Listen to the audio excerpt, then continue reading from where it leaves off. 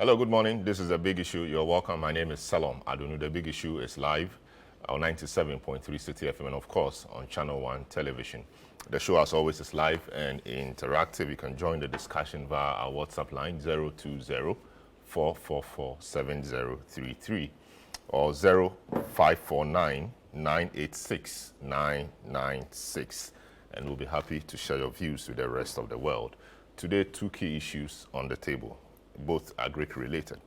One is the matter in the northern part of the country. That part of the country has been suffering some serious drought, which experts and analysts say may lead to some food crisis in our country. Ghana may suffer food shortage, and the government has started putting in place some measures to avert the possible crisis. Now, the government says it needs in excess of 8 billion Ghana cedis in order to help fill the gap that may result following the drought situation in the north. What would that money exactly be used for? That is the question that has come up.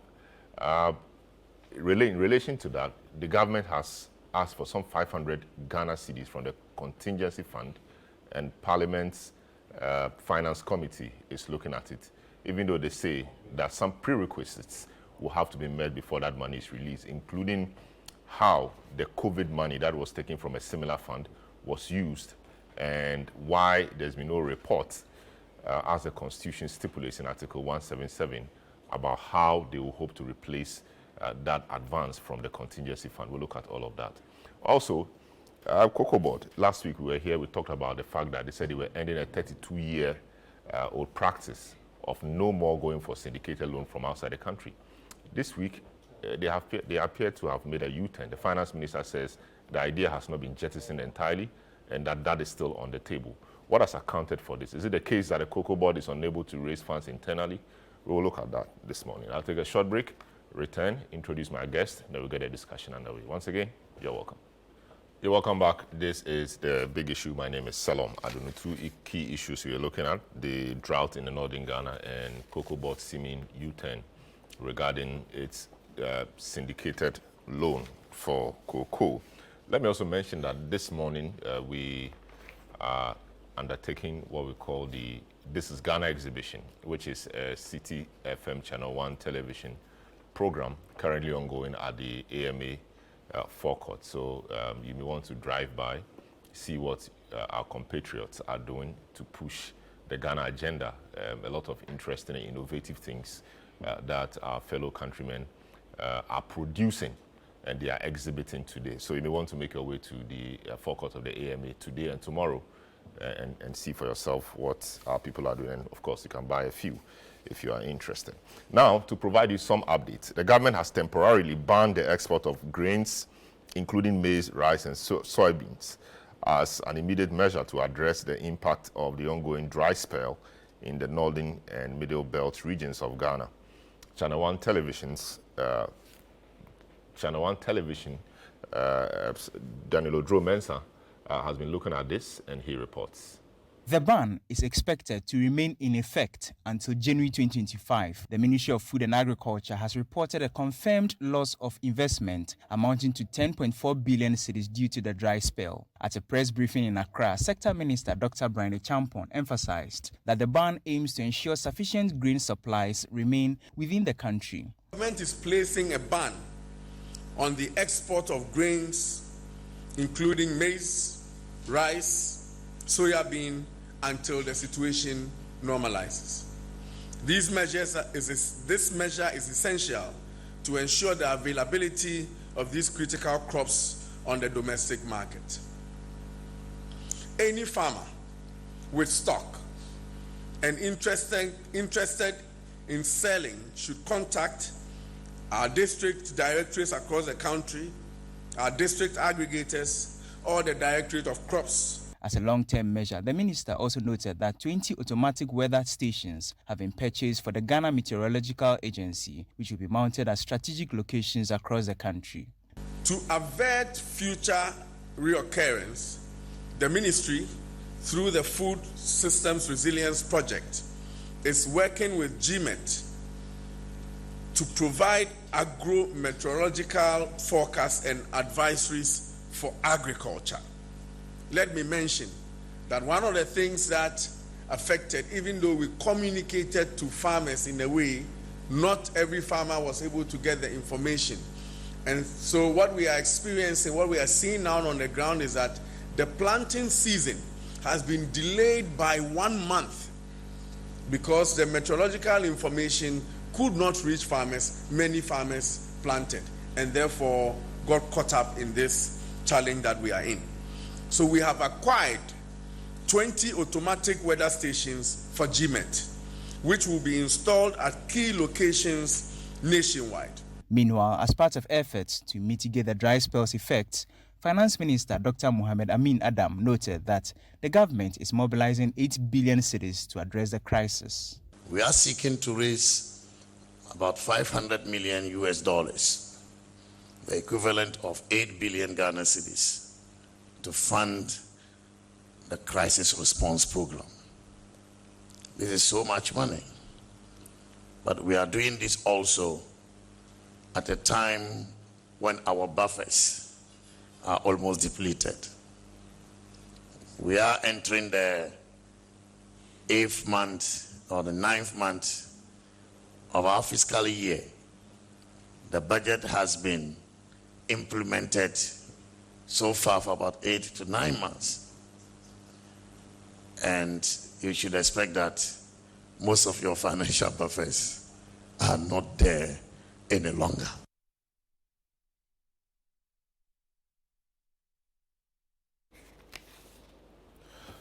All right, so you heard that report filed by ChannelOne News' Daniel Odro-Mensah, and also had the Agric Minister in there and then the Finance Minister as well. So that will occupy our minds for the first part of the show. To help us do the discussion this morning, we have Harry Yamson, who is spokesperson for the NDC's agriculture sector. You know, the NDC, when they launched their manifesto, put forward a number of persons or a list of persons for sector-specific engagement. So Harry Yamson is one of the gentlemen who will be speaking, or who speaks for the NDC on the agri sector. Franklin Kudjo, President Imani Africa, a permanent guest on the show, and Dr. Sagri Bambangni, former Deputy Minister for Food and Agriculture, Dr. Charles Nyaba, former Executive Director of the Peasant Farmers Association of Ghana. Gentlemen, you are welcome to the show. Thank you. Thank you. It's a pleasure having the two of you, especially here, because it appears it's the first time you're appearing on this show, and I'm happy to host it today. I started with you, Dr. Bambang. You have been in government, or it's your party that is in government, and you obviously know about the sector. Is it the first time we are experiencing a drought of this nature in the northern part of the country, and by extension the country? Thank you very much, and good morning to your cherished listeners. I wouldn't say that this is the first time, but I would say this is the first time in recent years that we are experiencing such a drought. We've had droughts or dry spells in various years, but sometimes it's depended on the timing of the droughts. This particular one has hit everyone so hard, and it was so widespread that, you know, every agri minister or anybody who is steering the affairs of food in this country and has, you know, his thinking cap, you know, properly on, will have to rise up to the occasion because it's scary. If you look at this drought, you know, sometimes it could be localized, like in one region, Upper East, Upper West, or Northern region. But this one was so pervasive from the middle belt up to, you know, the extreme end of Northern Ghana was hit by this drought. I see. And you must have been a farmer or somebody related to the farmers in these regions to realize how desperate, you know, the situation has been. And up to now, many farmers are even cropping, but they are cropping with very little confidence. Very little confidence, because they have studied the rainfall pattern over years. And most of the time, the last rains, I can remember in 1996, for instance, the last rain in my village was on the 14th of October. Oh. Yes. So if you have a crop that is doing 3 months, that has to mature in 3 months, and you are planting in September, will you have the confidence? No, you won't. You won't have the confidence. And most crops do more than two months. The gestation is more than 2 months. So this particular one is extraordinary. I see. So Yes, that's a very serious I have lived to see droughts. In 1977, I was in primary school then. Yeah. There was a drought, but my horizon was not that broad. So I knew the drought was in my community. And it was so dire. But I think we used to get maize coming from Techiman to our area, and then people were buying, you know. But this particular one, especially these days, when a lot of maize is cultivated from, you know, the Savannah, Northern, Upper West regions, and feeding the country, then we have to panic, because we know the capacity of those regions. And so it's dire. The situation is dire. So I would say it's the first of its kind in recent times. Recent, I see. We've had dry spells, but sometimes they are not. They are localized. They are localized, But this is very widespread. and they hit maybe in the middle after they have planted, and the crops have gotten to a stage where they cannot be easily destroyed. You see, there are some crops when they get to some stage, and there is a drought of even 3-4 weeks, and it rains again, they can survive. But the timing of this one has just been so disastrous. I see. If you look at some of the videos and the pictures, then you can see the farmers have already counted their losses. And if you add that to some of those who will also be hit by floods, you understand, then it means we are really in danger. I see. And we have to wake up. We don't have to wait until, you know, we just see the monster staring on us. Then we say we are doing something. We have to, you know, be proactive. Very well. Talking about proactivity, didn't we foresee this? Was there no way we could have foreseen that this would happen? It's difficult to foresee. The kind of weather forecast we do here is very, very difficult to foresee. Yes. So are we acting in good time, or you think we could have acted a bit earlier? If we were adequately informed, we could have. But who will inform you? The issue has to do with technology. A lot of the forecasts that, you know, we get in this country, they are not really long term. They are not long term. They depend on happenings within a shorter period to be able to project the next few weeks. So it wasn't possible to foresee that this year. So for example, you know, the planting season starts maybe in September, I'm just saying, and as of maybe August and even in September, you realize that the rainfall patterns have not been as they used to be in the past. You know, a proactive government should have sensed danger ahead. It's very deceptive. It is very, very deceptive. You can't. Yes, everybody who is a farmer knows this. I see. It is very difficult. I see. Yes. All right, I'll come back to you. So, Harry, you said it's a very difficult situation. It's difficult to forecast, even though we have some technology, and the GMET guys have been doing quite some good job these days in predicting the weather patterns. Do you share the view that it was very difficult to predict, and so there was nothing much we could have done than to be hit by the situation as it is before we start acting? Well, first of all, let me say that I agree that this is not the first drought we've had in Ghana. I think what is interesting about this drought is the response to it. I think the two very drastic elements being the resort to throwing money at the problem, when I don't think we have accurately diagnosed the problem and decided on the appropriate measures. And second, then the decision to lock down the country. I don't think any drought that we saw in the 70s or the drought we saw in the 80s was accompanied by a locking down of the country. So those are two things that leave a lot of concern with the way that government has reacted to the situation. And to your point, I think that the problem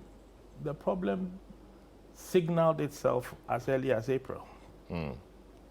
And nothing happened through April, through May. And then in June, the first reaction was, let's throw 5 billion at it. I think that was June 10th or thereabouts. And then about 20 days later, it wasn't 20 billion we're going to throw at it, we're going to throw 8 billion at it. And then we're going to throw 10.5 billion. And now we are 22 billion. 22 billion? Yes, the latest. I thought we had 8.36 the latest billion. The latest number announced on August 15th. August 15th. No, but we had figures announced just this week, which Well, was 8.36. That's what was told Parliament, at least the Finance Committee of Parliament. So August 15th, 22 billion. And the idea is that now government is going to spend on long-term investments in water conservation and infrastructure. So we've gone all the way. And But specific to this drought, Yeah. it's 8.36 billion. Don't worry. That's what they told But the Finance Committee. eventually, the enhanced measures will all come to form a total. But the thing is, from April to June to August, if the answer was the 5 billion, the 5 billion was not mobilized, the 5 billion was not deployed. But the number that we want to spend keeps ballooning. As the minister himself said, we're a country without buffers. We're a country without apparently any stocks of grain, even though we have been running planting for food and jobs for 7 years. 6, 7 years. 6, 7 years. No one has told us what stocks we have. No one has told us what stocks we can expect. No one has told us how we are going to manage the stocks that we have and can expect to have. No one has told us what value we are going to give to the farmers to compensate them for the money they've sunk into their crops so far. But the numbers just keep rising. In any case, from 5 billion to 8 billion is a 60% increase. And all that it does is raise contentions. So I think government has been aware. Government has not made up its mind what to do. And time has slipped by. And so inaction has ended up with a situation where the cost of solving the problem has just become exorbitant. We have no choice. Eventually, we have to look after our farmers. But it didn't have to come to this. In any case, the early signal required an early response. And even if there was deception in the weather, at least we would have taken some steps to mitigate the risk. But now the risk is full-blown, and we have to take a very heavy hit one way or the other. It doesn't bode well. It doesn't bode well. I see. Let me speak to Dr. Charles Nyaba. He has been dealing with, or he in his former role as Executive Director for the Peasant Farmers, had been dealing with many of these situations. Dr. Nyaba, good morning. Welcome to the program. You have been dealing with peasant farmers for a long time. Is this an unprecedented situation? And is our approach in resolving it, at least as espoused so far by the minister, the way to go in your view?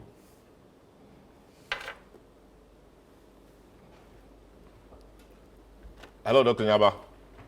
Dr. Nyaba is joining us on Zoom. He is a former Executive Director of the Peasant Farmers Association of Ghana.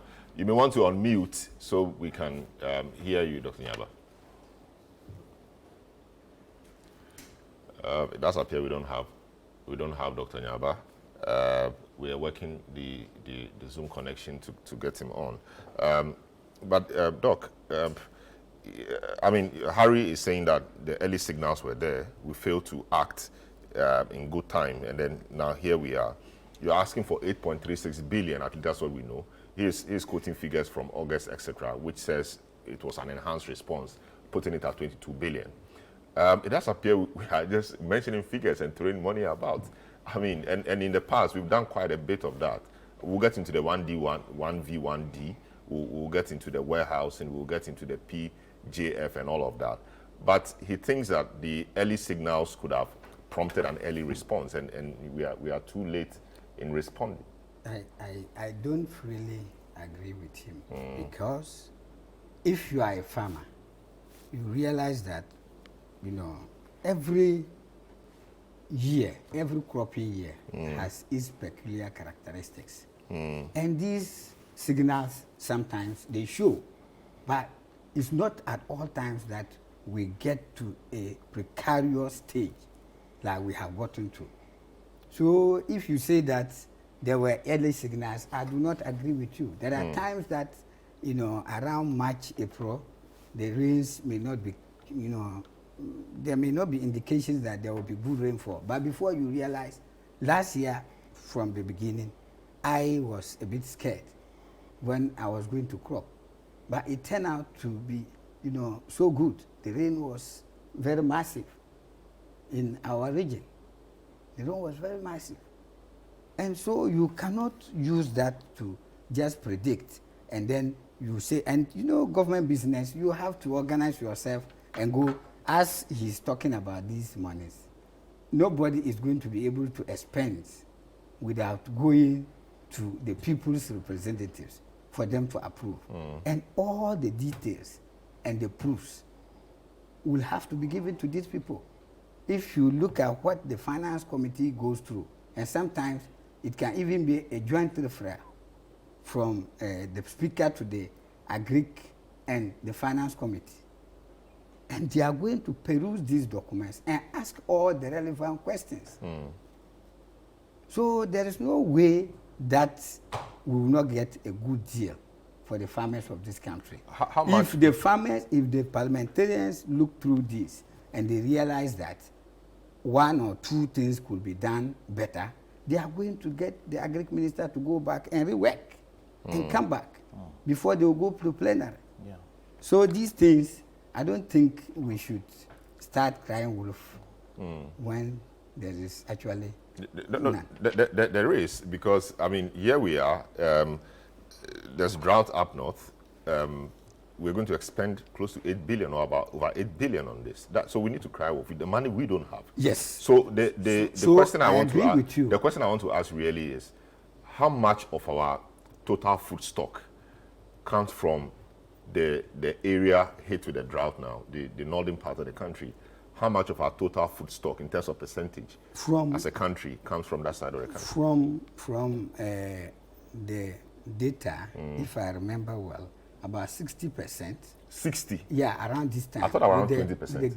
You think so? I was just thinking so. No, it can't be. These days, a lot of things have changed. Yes, the Chiman, Nkranza, Kintampo areas, they used to produce a lot of maize, and they were feeding even the north with maize. Now, the situation has changed.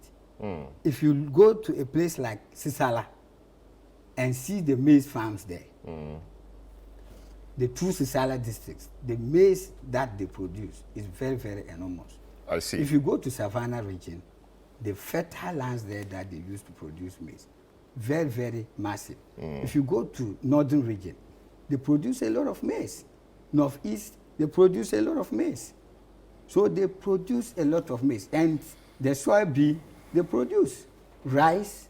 If you look at the rice valleys in this country, most of them are in northern Ghana. I see. Yes, and the situation for the rice will even be worse Yes, because you know rice is a crop that needs a lot of water.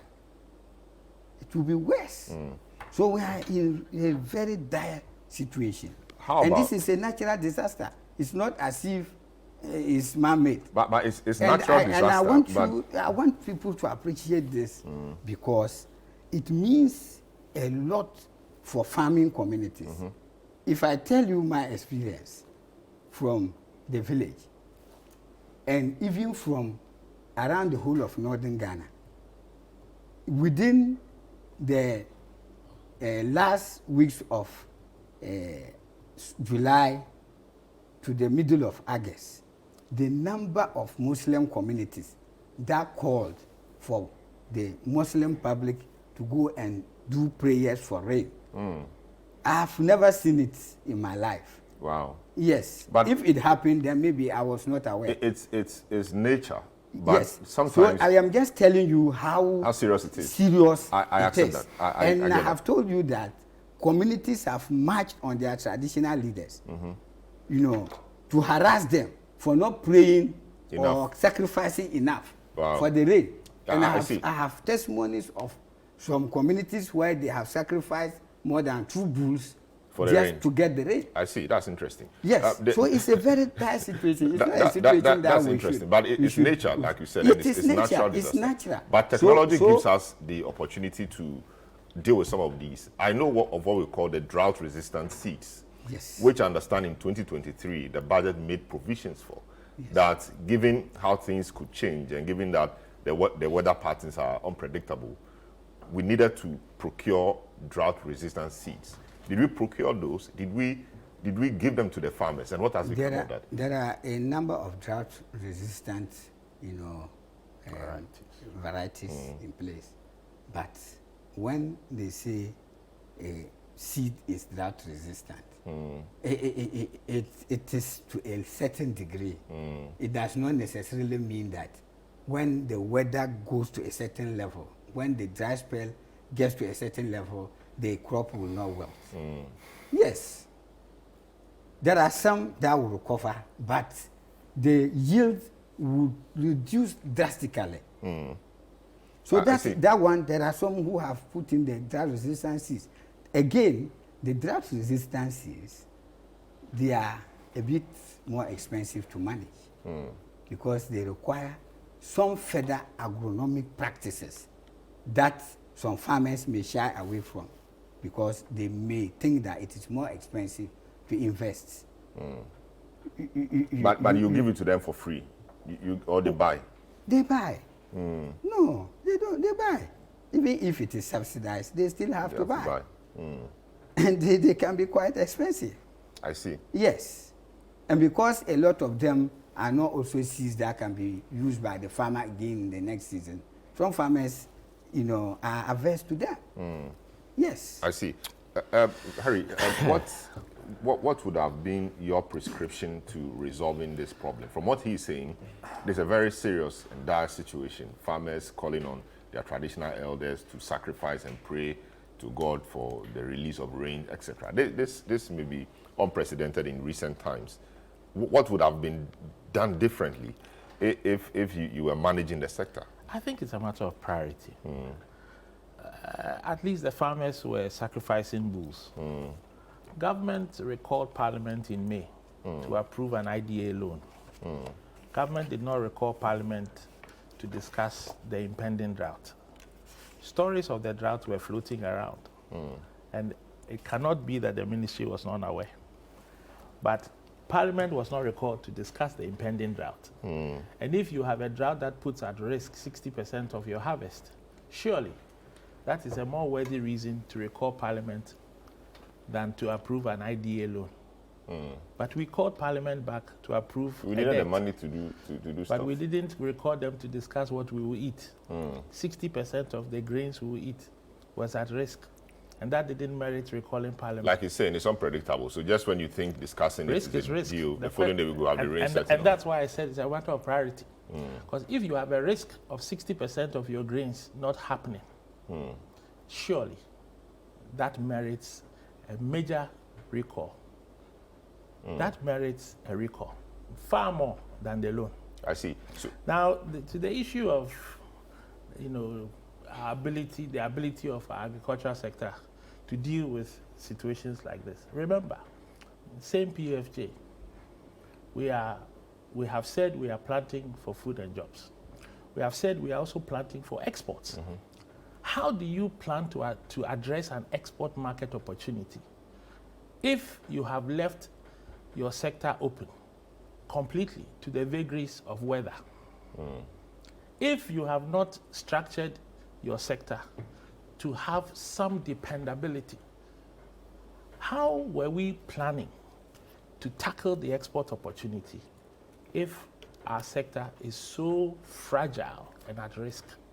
And how much have we spent on planting for exports only to come to this place where when a drought hits, we are naked? Who would trust us and commit to partner Ghana so that we have an export partner if our sector is so fragile? So we've designed something, we've spent a lot of money over 7 years, and all that we are seeing today is that it was all for nothing.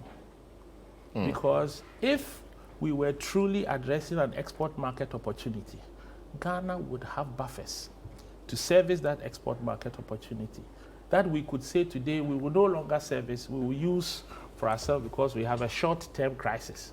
Because this is not a multi-year crisis. At least that's not what the government is signaling. So this is a short-term crisis. So if we don't have the capacity to deal with a short-term crisis, if we don't have buffers to deal with a short-term crisis, then we are truly. But the issue about buffers, why do you think we don't have? Why don't we have buffers? Well, why don't we? Have you heard the minister himself say that we don't have financial buffers. So sourcing food on our own budget is going to be difficult. That's number one. Number two, no one has told us that we have buffers of grain.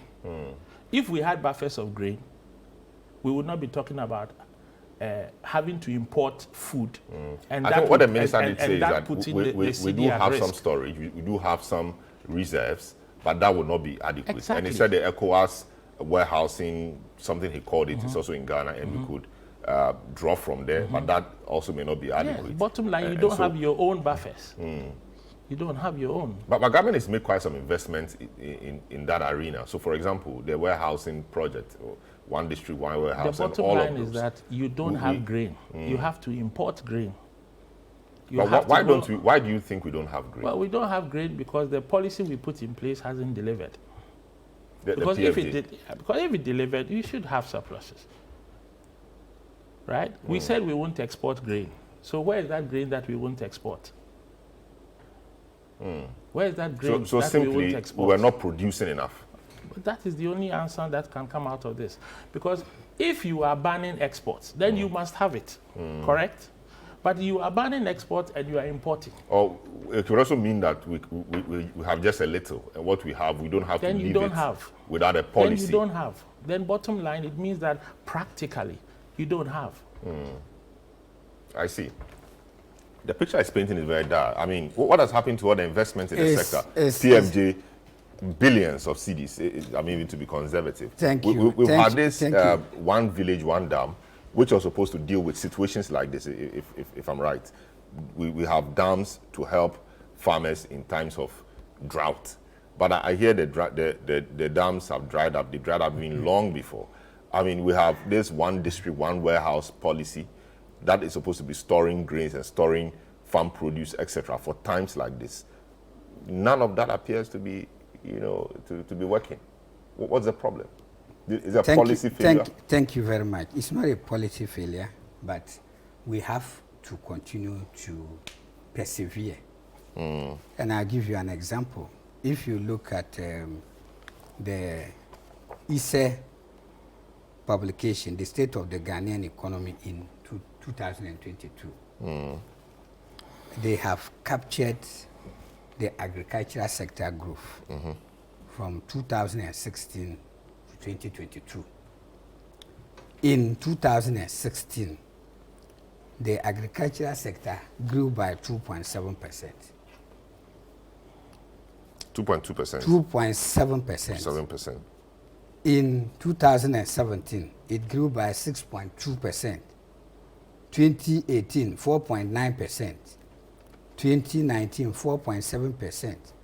2020, 7.3%. 2021, 8.5%. 2022, 4.2%. So if you look at this, you realize that we have had positive growth rates, but they have not been consistent. So that tells you that the government has invested in this sector, and these investments have been managed. The only problem is that what we are looking at, like if we are looking at a way of making sure that our agriculture does not depend so much on rainfall, then we still have a long way to go. Because I'll tell you something. If you look at the dams and the dugouts that we have, a lot of them are not used for the cultivation of grains. Because what are they used for? a lot of them are used for horticultural products.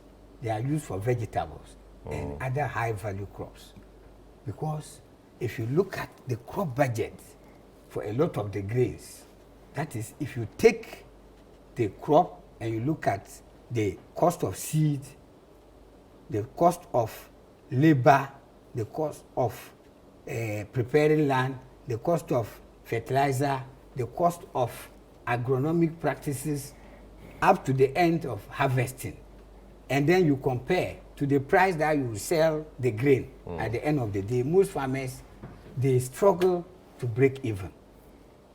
So because of that, if they go and use irrigation, then there is an additional cost. So when they are using irrigation, they prefer to go for the high-valued crops. So until we have irrigation facilities that are cheaper enough for these people to, use to do grain farming, it's going to be very difficult. And what we are talking about now, our eminent threat now, has to do with the grains. And we live on them. Apart from cassava, the next most consumed crop is maize. Yes. Yes. And rice is also a food that is consumed everywhere now. That is why, even though we have increased the production of rice locally, we still have to import, because day in, day out, because of urbanization, because of the fact that it is easier to, prepare rice meals, people are consuming more rice. So it is not as if a government hasn't done well. Otherwise, if it were so, government since Achampong have tried with the Operation Feed Yourself. Government at a point was even self-sufficient in rice. Ghana was self-sufficient. But that was many years ago. But no, yeah, and that was just over 40 years ago. It was short-lived. It was short-lived for about 2 years, and then we slipped off. So with what we experienced with COVID and the distortion of markets, you cannot expect everything to be normal. The COVID and the distortion of markets. I thought if COVID taught us anything at all, it was to strive to be self-sufficient. Yes. And so distortion of markets in terms of what? Because if you are producing to I'm feed your own self first. Yes. When COVID occurred, even getting farm inputs was a problem. And some of the inputs we rely from, some other markets to get them. So it was a problem. Yes, and that has, distorted the whole, trajectory of our policy in agriculture. Yes. I see. Yes. I see. Harry, we're still working the lines to get to Dr. Charles Nyamba. You shouldn't make it look as if, because if it were so, then the 10 or 11 years of the PNDC rule, then we would have solved all the problems in Ghana. I see, but farming is one of those which happens yearly. So because it was very consistent. One government in place, and the investments were coming. Yes. I think. Yes. So let's appreciate the efforts, but we have to do more. Okay, I see. So he concedes that we have to do more, but that it can be unpredictable. That's the point he's seeking to push. And for me, I think that we know our agriculture is unpredictable because it remains factor-driven. So that is not news. But, you know, the point I've been trying to make is that we have had this major policy called Planting for Food and Jobs. We have spent enormous amounts of money fertilizing crops. But anybody in the sector also knows that, just like we have discussed, you need the irrigation, you need the markets, you need the seeds, you need the fertilizer, you need extension services. The thing is, the balance of expenditure under this program has been so skewed that today we are having this conversation. Skewed towards what? Well, skewed towards the fertilizer side of things. Okay. But we are here today discussing a lack of irrigation for a crop that for 7 years we have prioritized and know that it thrives if we put in place the irrigation. So what happened for 7 years? That's the question. And that's why I said earlier, it is a matter of prioritization. If indeed the grains were so important to us, what did we do with irrigation for the last 7 years? What did we do with climate-resistant, adoption of climate-resistant seed for the last 7 years? And as I said, who was going to be our partner for export when we didn't have these basic things in place? So every government makes an effort, but as I keep saying, the marks are not awarded for effort. They are awarded for results, you see. And the results that we have is that we failed to appreciate or anticipate the extent of a risk. And the consequences are with us. For me, what happened in 2022 and 2018, they are par for the course. Right now, we are in 2024. And the issue, as I said earlier, is where are the stocks? And what stocks can we expect? And what price can we expect to access those stocks? Because for the housewife sitting in the house thinking about how she will feed her family in September, the issue is not about 5 billion or 8 billion or 10 billion or 22 billion. It is how much will an olonka of maize cost? No one is giving her that forward view. And she has to plan. And nobody is going to give her salary increase. That is the reality for the average Ghanaian.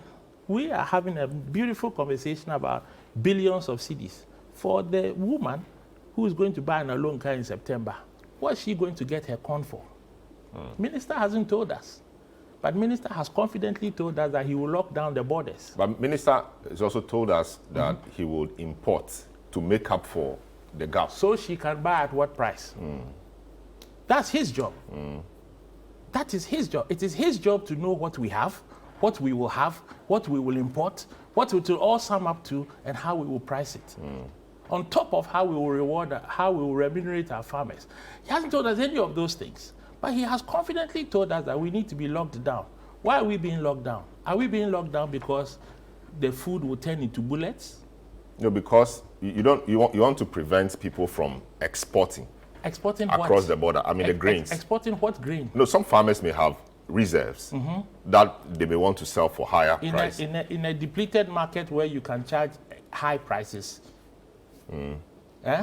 Simple economics, Low supply, high prices. And he would rather carry his grain out of Ghana when there's a shortage here. And maybe he gets more money there, foreign exchange, how? CFA, etc. Just hold your thoughts there. We have Dr. Nyaba on the line. Let me speak to him quickly before his line deteriorates again. Hello, Doc. Charles Nyaba, thank you so much for joining us. He's a former executive director of the Peasant Farmers Association of Ghana. What is your diagnosis of the problem we have at hand today, the problem of drought and a looming food crisis, etc.? Where do you put it? Thank you, and let me say good morning. Good morning to my good friend, the former Deputy Minister of Agri, and the other participants on the program. I think I didn't hear him before my line went off. Okay. It is unfortunate for the past few days, I have been touring the Middle Belt, the Northern region. At the moment, I am in Upper East. And regarding to the issue at hand, let me say that with all due respect to my very good friend, the former deputy minister, it is unfortunate he has been put in this position to speak, and any other person who has spoken the way he did. But the truth of the matter is that what he is saying does not represent the reality on the ground. He's a PhD holder. We don't take decisions or we don't make policy based on ad hoc information. We make policy based on facts. It is a fact, and Kenyan farmers were the first to put it that there is a drought spell. But the number of farms and the number of farmers that the ministry projected is far higher than the reality on the ground. The situation is not that dire.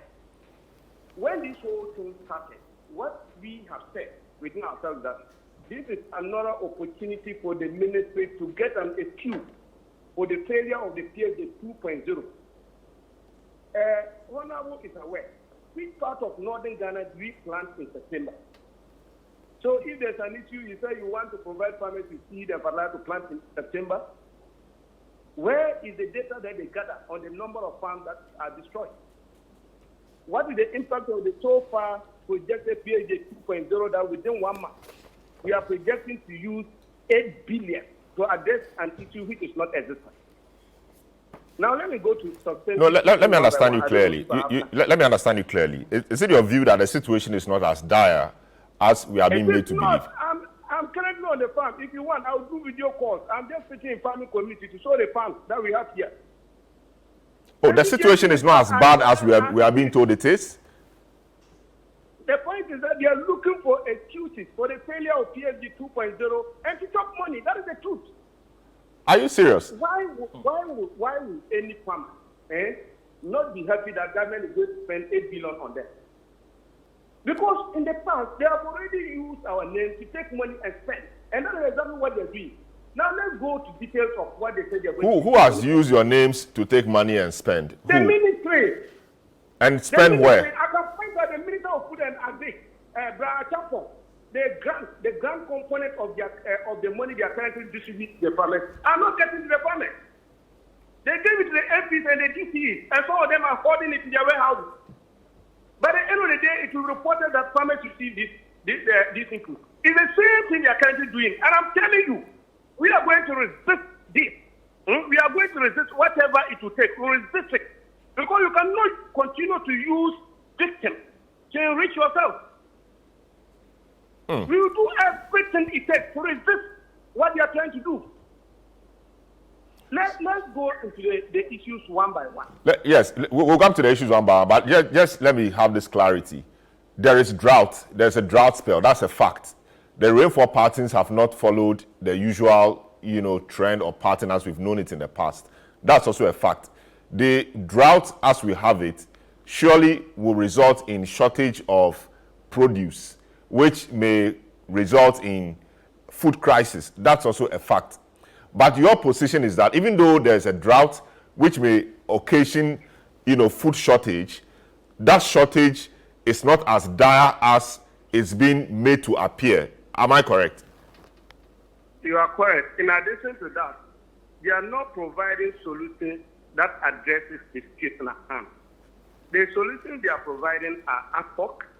It is not based on any data, and it's not addressing the real issues on the ground. What are the real issues on the ground? One, the number of farms and the number of farmers that are affected is far lower than the projections that the Minister of Food and Agri and Minister of Finance has put out there. That is one. Two, no farmer plants in September. And the minister sitting there is aware. So if you are saying that you are providing them input, you are providing them fertilizer as part of mitigation measure, that is not a measure. Three, there is already shortage of maize, soybean, rice in Ghana. There is no farmer who is exporting any of these commodities. So if you are saying you are deploying security to guide the border, you are rather going to hurt ourselves. We, at the moment, are those who are rather importing onions. We are importing tomatoes. We are importing all kinds of livestock from Burkina, from Niger, and from Mali. So if you're saying that you are going to restrict and they have to retaliate, we are more concerned as farmers because we are consumers and the same time producers. Ghana is rather those that are going to suffer. 4, you are saying that farmers have stored some and they will sell to other countries. You ask yourself, has the ministry supported the farmers to produce? At the moment, 100 kg of maize is going for 1,100 Ghana cedis. During the bumper harvest, we used to sell it around 300 Ghana cedis. Which farmer will leave this 1,100 Ghana cedis and be struggling to take it to outside Ghana to go and sell? Ask any trader whether they are getting any maize, soybean, or anything within Ghana to buy.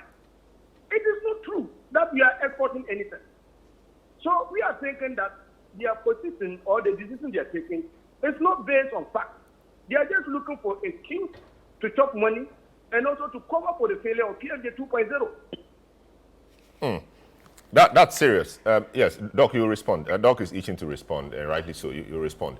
So the interventions by the ministry, which is what they should do, banning exports, facilitating imports, and ensuring that the gap is filled, etc., in your view, is ad hoc and it is not born out of the data. So, of course, because of the drought we've all admitted to, there could be shortage. That shortage must be dealt with, and he wants to deal with that by importing grains, rice, maize, maybe soybean. That you agree with, right? Yeah, in the first place, let me indicate that we don't even know the extent of the shortage that we are talking about, because there hasn't been any scientific data that suggests that these are the number of farms. No, there's no specific data is not shared or data that doesn't exist. Yeah. Now, 2, the key person. No, I want to understand. You said there's no data. Data he hasn't shared, the minister hasn't shared, or data you think does not exist at all. The minister has not taken any data. We are on the field with the farmers. I'm a farmer. I'm on the field with the farmers. I'm on the field with the district department of agri, regional department of agri. Let me tell you a secret if you are not aware. When the minister is announcing all this, they have never even involved the regional department of agri. The key people who are supposed to provide them with the data, they've not involved them. And the people are lamenting, they don't know where they got the data from. I'm on the field. We are bringing out with the contrary data to show them that what they are doing is they are taking all of us for granted. I see. And my very good honorable who is sitting there, he's a honorable man. He's a PhD holder. But his hands are tied. We have to defend the government. But he knows the truth. You get it? I'm on the field with the MPP food soldiers. They are not happy with what is going on. You have one person who is hijacking everybody. And we are all running after him, supporting him as if he's a mini god. I see. And who is that one person? Now you've introduced politics. Who is that one person? He's a honorable minister of food and agri. I'm not afraid of him. I see. So let me come in. How we can mitigate this matter? Last year, my institution went to him. The time farmers harvested and they couldn't sell, while others were willing to buy. I suggested to him that we are ready to help him mop all these commodities from the farmers, store them in government-designated warehouses. During lane period, these commodities can be released into the market at a moderate price for Ghanaian consumers to buy. The prices a Minister of Food and Agri, who is supposed to defend farmers, would have suggested to alleviate the suffering of farmers, he is rather giving us price which is even about half of the price of the market price. When I communicated to the farmers, they refused. It is the same thing he's trying to do. He's saying that for farmers, we are going to restrict you from selling at market price. We block all other potential buyers. So that when you produce and you don't have anybody to buy, we will come and take it at a certain price. Are you collapsing the industry, or you are somebody who is coming to revamp the industry? How can you go around taking decisions? Taking decisions at this point that you are going to set a metro station? Is metro station a solution to drought?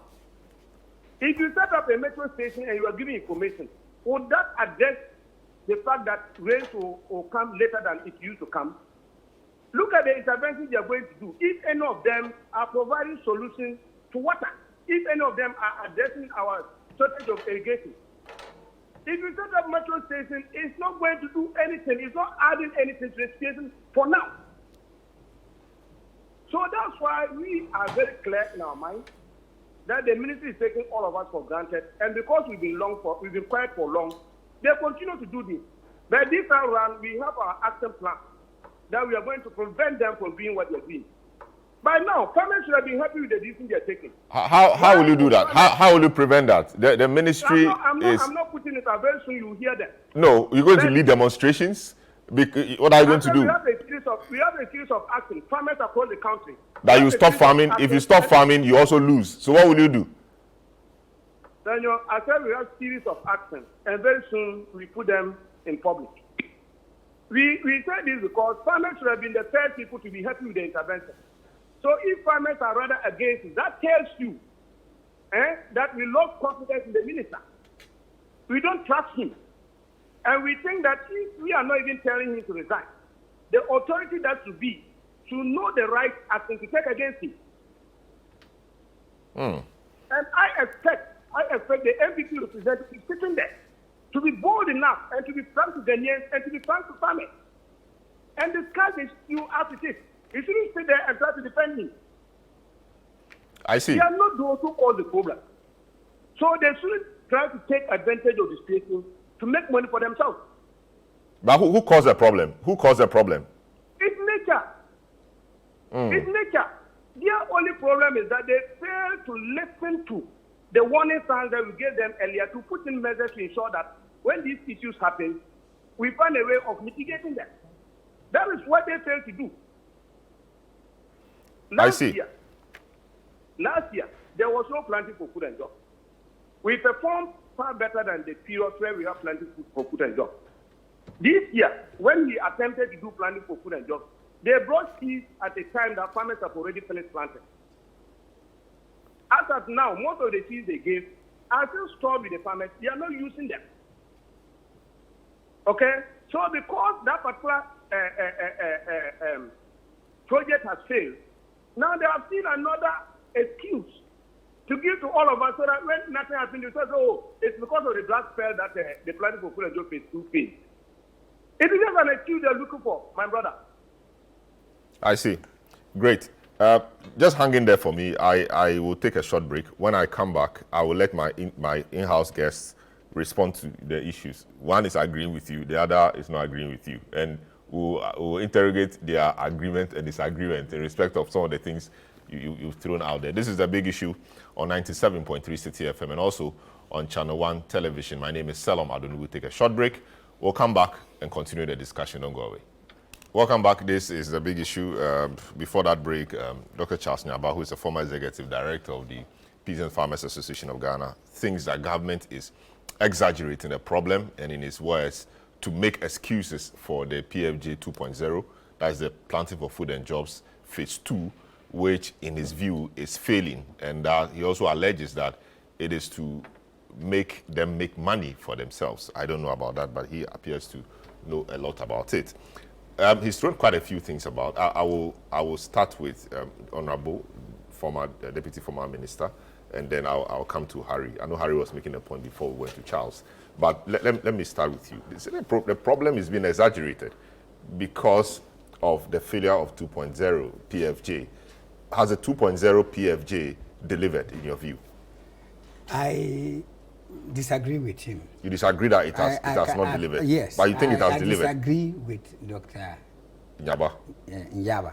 But you think that the Planting for Food and Jobs Part 2 or Phase 2 has delivered? Not to the extent that we expected, but he cannot call it a total failure. So you are making excuses for the failure of the PFJ 2.0. Please, let me just read through these figures. Figures from where? From the minister. The minister put across these figures. The preliminary reports indicate that about 900 28,523 farmers, cropping 1,857,000 hectares are at risk. These farmers will lose an estimated investment of 7.4 billion if there is total crop failure. The corresponding revenue loss is estimated at 22.2 billion, representing 10% of agriculture GDP of 220 billion Ghana cedis. As at 20th August, 435,872 farmers cultivating an area of 871,745 hectares have been directly affected. Maize, rice, groundnut, soybean, sorghum, millet, and yam are the most widely affected crops across these regions. The affected farmers have lost an investment of 3.5 billion cedis with a corresponding potential revenue loss of 10.4 billion. Now, if my, good brother Yaba thinks that these figures are wrong, can he provide alternative figures? So where is the minister getting this from? Because he says that his investigation... I'm just telling you that... He said his investigation suggests that... Do you know that the ministry has a whole directorate in charge of statistics, research, and... But he's saying that the regional departments, yes, have not been spoken to. These are allegations. These are allegations that cannot be proved. You see, and I take exception to that. Because these are allegations. Has he interviewed all the regional directors of agriculture and all district directors of agriculture? Statistics Research Information Directorate of the Ministry of Agri collects data for the ministry. So the minister has a better capacity to appreciate what is happening to farmers than he, Charles. So if he, Charles, is saying this, then it means he's doing propaganda. Yes, he's doing propaganda. Because the minister is providing... No, Charles, I'll give you time. Don't worry. Please. I'm just going to give him an example. Please. No, just hang in there. I'll come to you. I'll give you adequate time to address it. So just hang in there. You said a bag of 100 kilograms maize is selling at 1,500 Ghana cedis. I don't know which market. You said before. No, you're saying that it's selling at 1,500 Ghana cedis.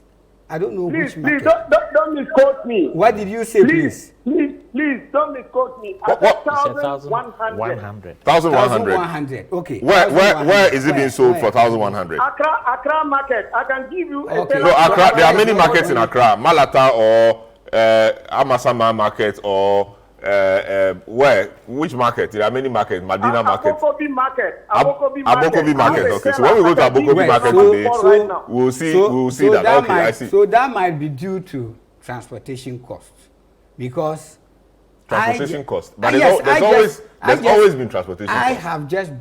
I have just bought this morning when I was coming here. I just called to buy 2 bags of maize at 600 Ghana cedis. From where? From Wali. Wali. But of course, you know the transportation cost. Yeah, so if transportation and other margins will add over 500 middlemen cost and all of that. Will add 500 cedis. You can imagine. But it's always been the practice. And I am telling you that there are middlemen and there's transportation. Please, and I'm telling you that there is some grain in the country. There are some farmers who have not yet sold their grain because they thought the prices were not good enough.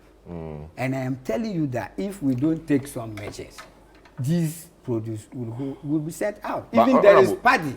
Okay. There is paddy in the system. There's paddy rice. Yes, there is paddy in the system. People are still keeping paddy. And now that we have found ourselves in this situation, if we don't take care, the Nigerian buyers will come and take them out. No, but Nigeria is not facing a shortage. We are facing a shortage. I am telling you that Nigeria has been buying a lot of paddy. No, but Nigeria has restrictions on rice imports.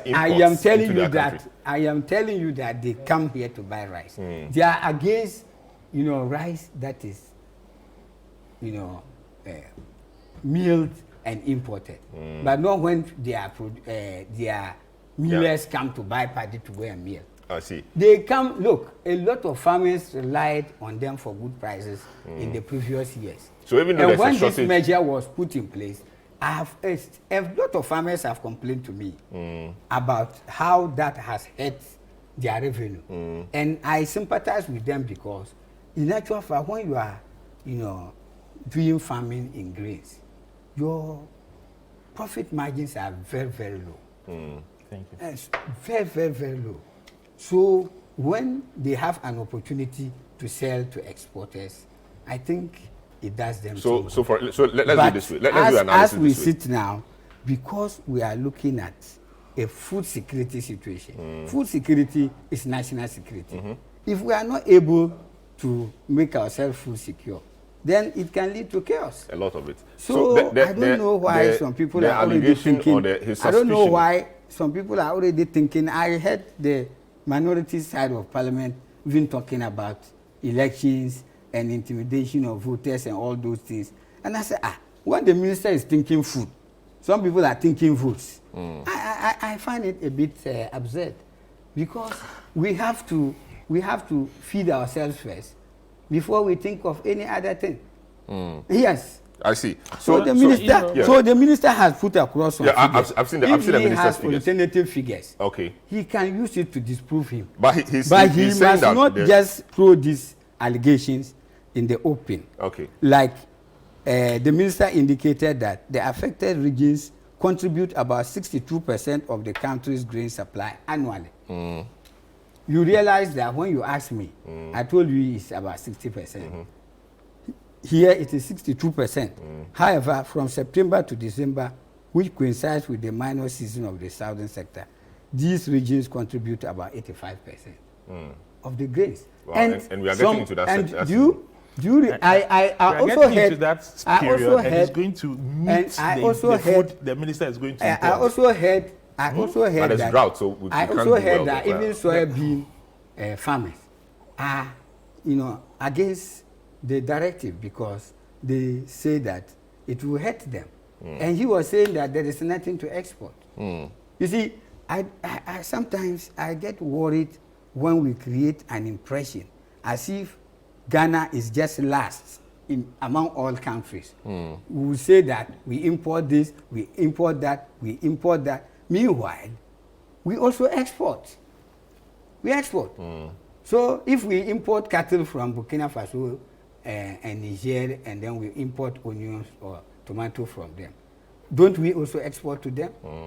There is no country in the world that is self-sufficient. That doesn't import. Even sometimes but when they have, because variety. You've been speaking for a while. But Sebastian spoke much more long. Charles.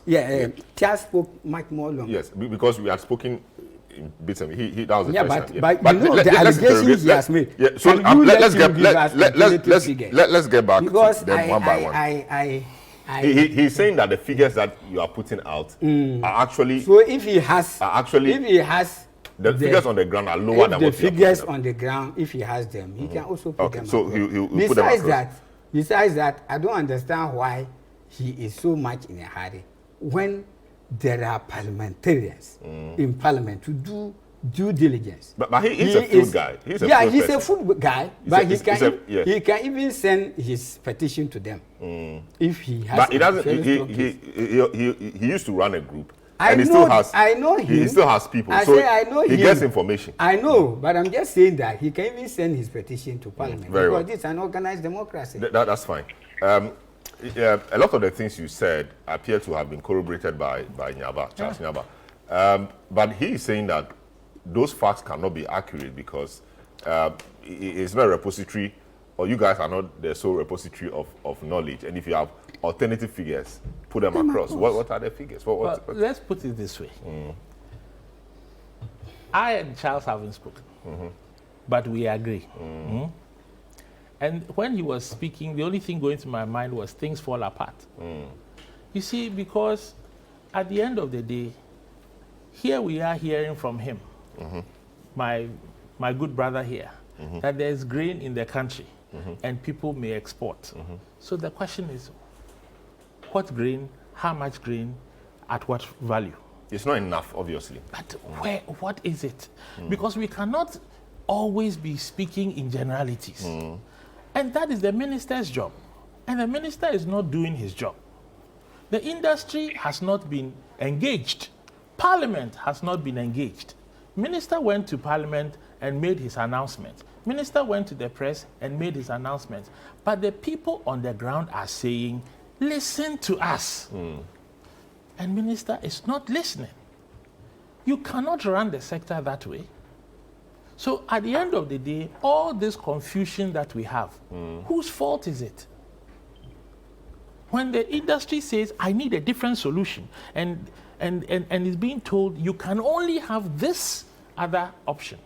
But the ministry, the industry doesn't, I mean, the ministry is in charge. But you run it with partners. The responsibility of the ministry or government is different from the responsibility of industry. Industry wants to make money. Government wants to ensure that the people have food, but how which is does a major industry issue. make money if there is no food? For example, industry may want supernormal profit. They think if they export it, they will make serious profit. Wait, how is it in the interest of industry to undercrop and have high prices in one year? The drought is not in doubt. There's drought. No, that's not in doubt. I'm saying, even if there was no drought, why would it be in the interest of the industry to undercrop? No, but nobody is saying that they undercrop exactly because my point. Because there was no drought. The undercropping. They haven't undercropped. The undercropping or the food shortage imminent is because of the drought. But he's saying to you that you are not understanding the situation properly. Yeah, but there's drought, which he admitted to. And there will be shortage, which he admitted to.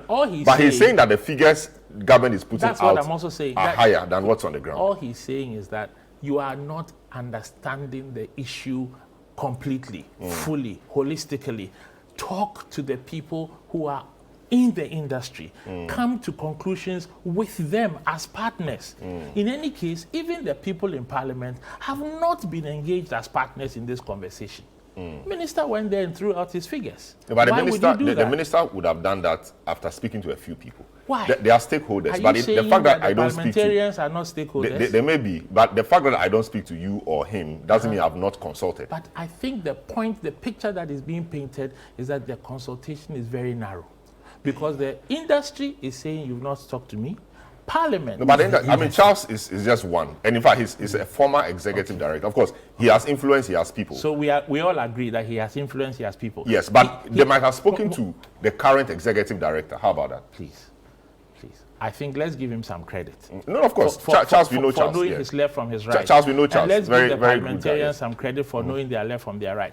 The picture is that we have an incomplete analysis, we have an incomplete engagement, and decisions are being made. But is that not Parliament's job to do? If the minister throws out figures and Parliament thinks otherwise, Parliament must confront the minister. Nothing also stops the minister from being facts. fulsome with Parliament in the first place. Nothing that's what he has. From being fulsome. That's what he has. Okay. And that's what he has brought to the table. So let's not have Parliament shouldn't just be rubber stamp. Parliament must interrogate the figures and give approval to what we think is proper. So let's not have a debate on that line anymore. The bottom line is that we are where we are. The issue now becomes, how do you go forward? How do you go forward with the industry and how do you go forward with your parliamentarians? Because as it is right now, it doesn't appear that we are moving forward with the industry. And it certainly doesn't appear that we are moving forward with consensus in Parliament. How does that help us? I see. This is a big issue on 97.3 City FM. We're also on ChannelOne television. Your messages are welcome via our WhatsApp line, 020-444-7033, and we'll be happy to share your views with the rest of the world. There's going to be, or there's an imminent food shortage. The minister or the ministry or government is working hard to ensure that we don't feel the brunt of it as it should. Stakeholders in industry are saying that the minister may have had a few things wrong. The numbers are bloated or exaggerated for whatever purpose. That's the allegation. We are interrogating all of that, and my guest helping us do that is Harry Yamson, spokesperson for the NDC on the agri sector, Dr. Sagri Bangbangni, former Deputy Minister for Food and Agriculture, Dr. Charles Naba, former Executive Director of the Peasant Farmers Association of Ghana, and we are looking at that generally. So Harry Yamson is on the floor, making a few points. Yeah. But the other point too is that it's important. So now we're looking at the minister's interventions, banning the exports, deploying military, etc., which we will come to again. If they don't do that, the farmers will export the little grains we have left and we will be poorer for it. The farmers, as business people, want profit. Every businessman wants profit. It's the job of government to ensure that the quest to make profit at the expense of the generality of the people is mitigated or is blunted a bit for the good of everybody. That is what government is seeking to do by banning exports, so that we don't have the Nigerians coming to buy it, as Doc has said, and a lot of people, so that we retain the rest. We saw that in COVID. India and co, we knew as huge pharmaceutical hubs, ban export. They said we are dealing with our people first. That's what every serious country should do. That's what the minister has done. And just to ensure that we have the little we have before we import from elsewhere. But what I'm hearing you and Nyaba say is that we do not have to do that. We have to leave the people to do it. Nyaba's point is that, for example, why won't the farmer want to sell higher to people locally? Why will he want to sell outside? Yeah. You know, if the outside person is offering you more, you will sell to him outside because you're a businessman. You need more money. So, the economics don't add up. You have a local market. Prices are rising. The demand is there. What does the farmer do? He will sell, isn't it? But if there's a higher demand coming, a higher price. As of today, Nigerians come and buy. No one is disputing that, right? The market finds its own level. We are entering the minor season. Yeah. There is no drought in the south. You are importing grain as well. It has a lag time, 60, 75 days it will hit. So what are we saying? That we are going to have the confluence of imports and the minor season, and what is going to happen to the efforts of the farmers? Their crop is going to collapse in value. How does that help the farmer? How does it help the farmer? Those are the reasons why industry is saying, listen to us. And the minister will not listen. If you are putting in place mitigations, that actually come the end of the year is going to see imports hit the minor season and prices collapse. How have we then helped our farmer? And what will be the value of then spending 8 billion or 10 billion or 22 billion just to destroy the industry? So we have to understand what it is that we are really doing and have a comprehensive picture and take actions that add up. Because if you throw 22 billion or 10 billion or 8 billion at this matter, and then prices will collapse at the tail end of the year and farmers will struggle, how would we have helped the farmers? Very well. Just hang it in there. The ministry has called in. The ministry is called in wanting to make an intervention. The public relations officer of the Ministry of Food and Agriculture, Bagbara Tanko, is joined us to help clarify some of the matters. Hello, Bagbara. Welcome to the big issue. The allegation is that your ministry is overstating or exaggerating the figures. Industry is saying that the figures, yes, there's an issue or there are issues, but the figures you are putting out are exaggerated. Where do you stand on that? Well, thank you for this opportunity and a very good morning to your analysts and listeners, viewers as well. Yes, so the ministry do appreciate the various views of our stakeholders, and that is how it should be. Constructive criticisms are needed to be able to shape policy. So welcome it. We just don't want this to be happening in the media space. It's been 1 week after the press briefing, and we are looking forward to that opportunity for them, as it were, bring their ideas on board, help all of us as a country to get out of this situation that we find ourselves. Now, with regards to the ban on grains, export of grains, we've done it before. And I think 2-3 years ago, by an executive instrument, the ministry in collaboration, in fact, it was an interministerial committee, Trade, Interior, MOFA, and I think Ministry of Defense and local government as well. It did not work out for us. simply because at that time, government was not interested in purchasing or, as it were, mopping up the so-called bumper harvest that we had. So farmers had no option but to sell to whoever has the money because they have to put it back into their enterprise. And it did not really work. This time around, we think it will work because government is much interested in creating a strategic stock that we can rely on in the near future. And that is why government is saying whoever has stock and wish to sell should let government know through our district directorates of agriculture. So when that is done, farmers are motivated to say, okay, after all, we have market and we can sell. So why do we give it to these foreigners? Now we are doing all this because, you know, as a country, we are blessed to have 3 harvests in a season. The southern Ghana gives us 2 seasons. The major season is over. The minor season has just started. Northern Ghana has 1 season, and hopefully by November, December, the northern harvest comes in. And throughout the year, these 3 seasons has been able to contribute meaningfully to our food security issues. Now losing some of the crops up north, we can foresee that in the first half of next year, we're really going to have a challenge when it comes to the food requirements for us as a country.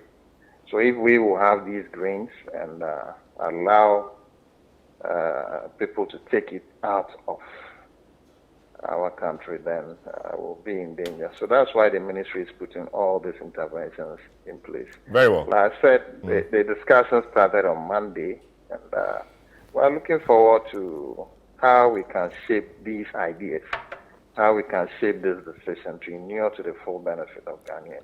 Very well. So you do admit that there's some grains we have in the country. Do we know how much exactly we have in the country? Well, I wouldn't be able to. I've been out of office for this week. I'm not sure I have any figures to prove that. Because the concern with some of for some of the stakeholders is there is grain. I mean, there's quite some grain, and the season or the minor season is just about beginning. And so you have more grains coming in.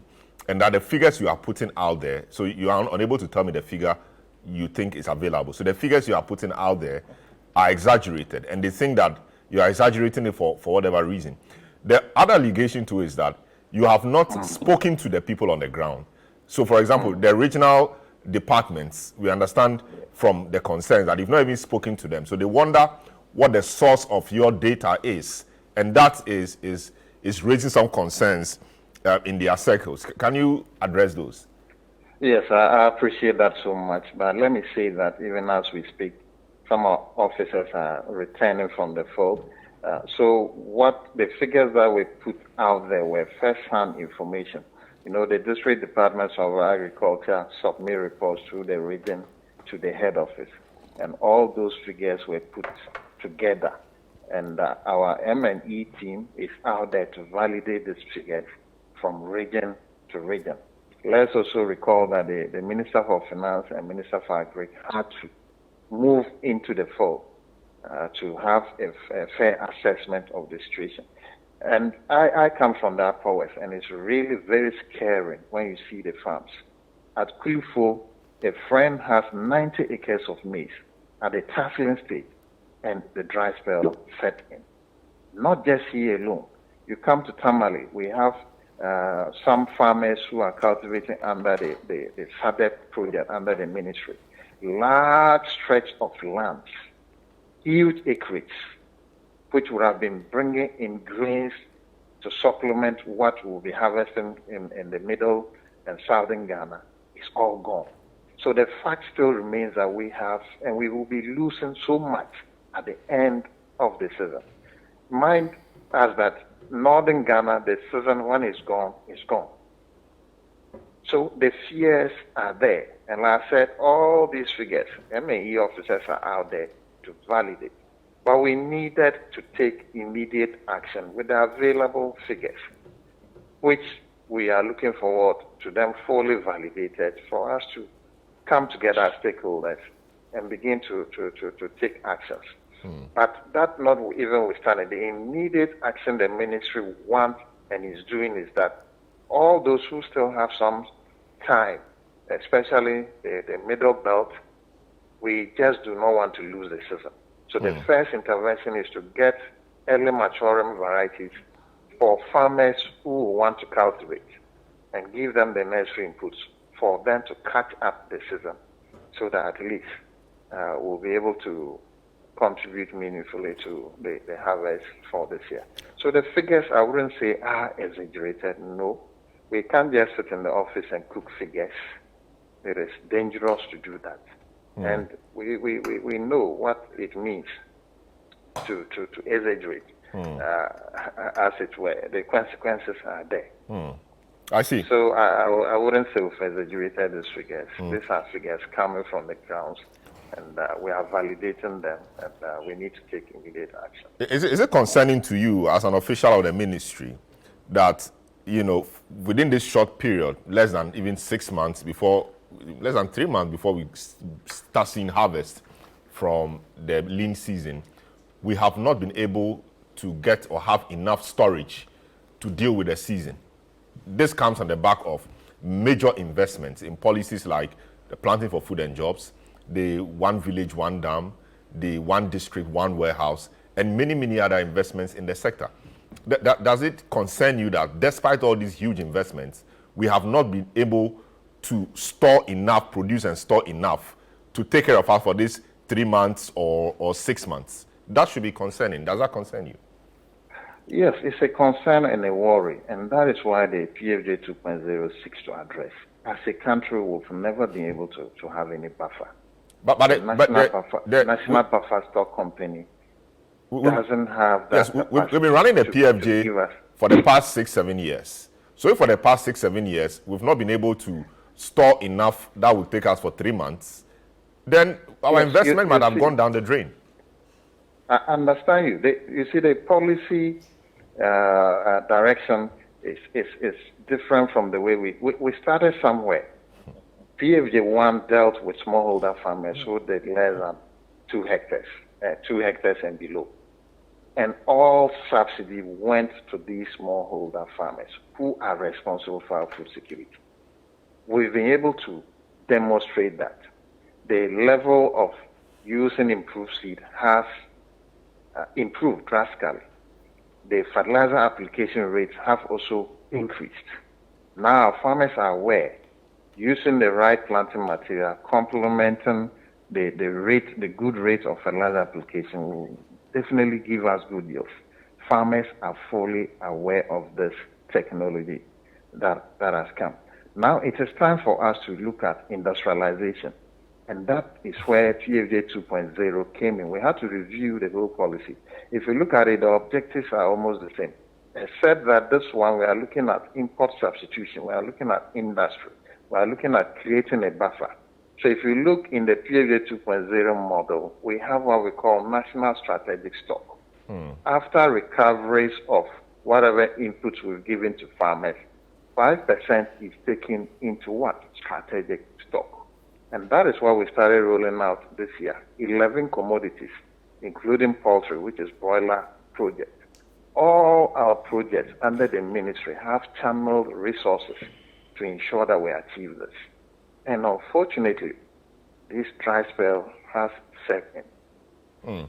There's no doubt that the dry spell has seriously affected our intervention in connection with creating a national buffer. So we started somewhere, and we are making progress. Very well. The issue about stakeholder engagement, I keep pushing this, it's come up. So Dr. Charles Naba, formerly of the Peasant Farmers Association, thinks that not enough of that was done. Also, the ambassador to Burkina Faso, Boniface Gambila, who is part of the government today, as in being an ambassador, is quite livid about the fact that there's been no consultation with some of them who are representing the country in our neighboring countries. about this particular ban on export. He thinks that it may have dire consequences for the country because we also depend on those people for some things. So if there's going to be any such thing, at least at their level, at the diplomatic level, and they should know, so they know how to engage their counterparts. So that is also an issue. Poor stakeholder engagement now coming from within and people outside of the country. Why did it happen like that, and what are you doing about that? Yes, so if it comes to stakeholder engagement, I will give that credit to Dr. Brian Achampong. Even at the review of the PFJ 2.0, he called the relevant and key stakeholders to the table. A 360 kind of stakeholder engagement took place to, as it were, review this program, and that's how far we have come. But in this current situation, we all saw the devastation that had been caused, and it called for an immediate action. But the devastation, you know, it's not like, sorry, we do not set, sorry, Mr. Tanko, it's not as if it was immediate, like the drought started immediate. It was something we saw or realized over time. So what does your prognosis say? What does the data say and the trend? So you have enough. You had enough time farming to do this. We know is a very, very high risky venture, and farmers over the years will have relied so much on hope. We are always hoping.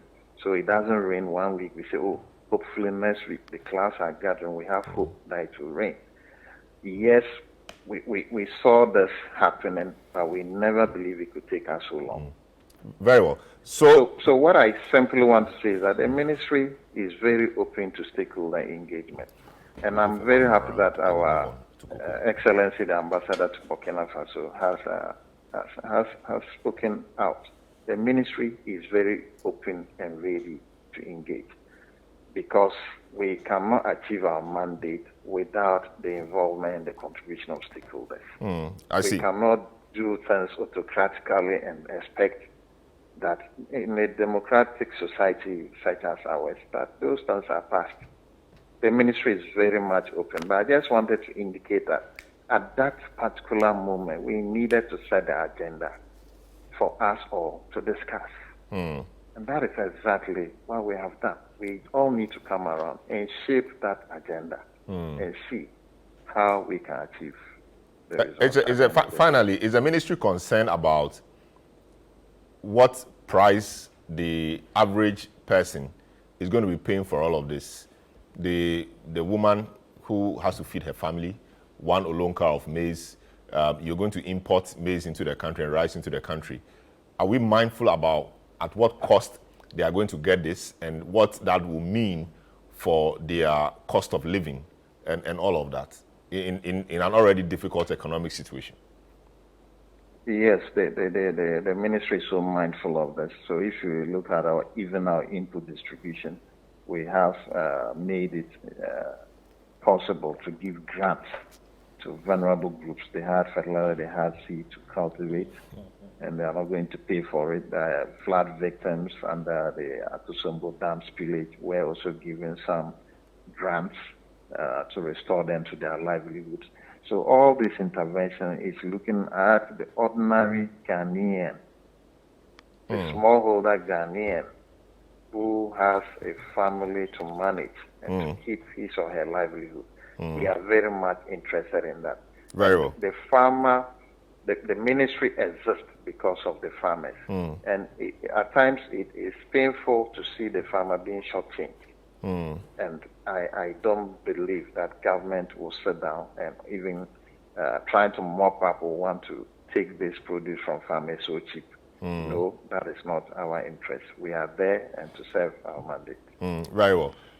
Thank you so much, Bagbara Tanko, Public Relations Officer of the Ministry of Agri. Thanks so much for your intervention.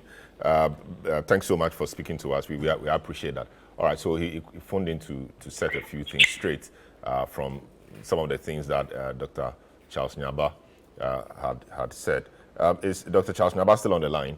Doc, if you are still on the line, I'll take your quick response to some of the things that PRO is just told us. Okay, thank you so much. My line dropped along the line, but I just said his conclusion statement. Okay. And let me indicate that we are never against the ministry, and we are not against any attempt by the ministry to cushion farmers who are affected by these drought spells. But we are only concerned with the approach. Now, the ministry is open to engage all stakeholders. In the past, we have been making attempts. We had opportunity in some occasions to engage the minister. We are always open to engage him, and we've been providing them with feedback on development on the field. So on our part, we are surprised that when he came today, the minister can go on radio stations to say that peasant farmers are not the only farmers in the country and that they have consulted other farmers without telling us who are those other farmer groups that they consulted. As I speak, I'm on the field. I tried to talk to some few farmers that the minister said they spoke to.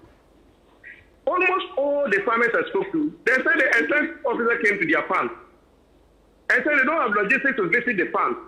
So they should give an estimate of the number of farms that has been destroyed. And that is just some few areas that they've been able to go. Most of the other areas, they've never been there. So if they are insisting that they are taking data, the questions we need to ask is, when have they started taking the data? Know that these data, they are taken from our members. So if they started taking data, they call the office and tell us that, oh, these people are coming and asking us this question. Can they put us a data on this district? Let's say Bushebu, 100 farmers are affected, and they are from community A, B, and C. When you go to Karga, this number of farms are affected, and they are community A, B, and C. You go to Nkranza, these communities are affected, and these are the number of farmers and number of acres. Do they have that data? So for us, we are always on to support the minister, and then to ensure that whatever interventions they are doing, reaches the farmer. But we are against a situation where the ministry will use the name of farmers to just put up arbitrary information without some viable indicator for anybody to cross-check to be sure that this is what the ministry is saying. Now let's come to my good friend, Honorable Bambengi, who was disputing some of my points. You claim that you called Walwali and they say a bag of maize was going for 600 Ghana cedis. Have you asked whoever you found out whether they have that maize to sell? And whether those people are farming? The point we are making is that we are not saying that in the past, farmers have not imported to Burkina and other places. But we are saying that this part of the season, there is shortage of this commodity. But when farmers started harvesting, it will be so much that within a very short period, farmers will be desperate for market. And it has always been these our neighbors that will exchange trade. They come to our rescue when the market fails to mop up. In 2022, when government made the ban, over 200 farmers lost their livelihood, they couldn't sell, and they are currently out of production of soybean because the local market failed to buy.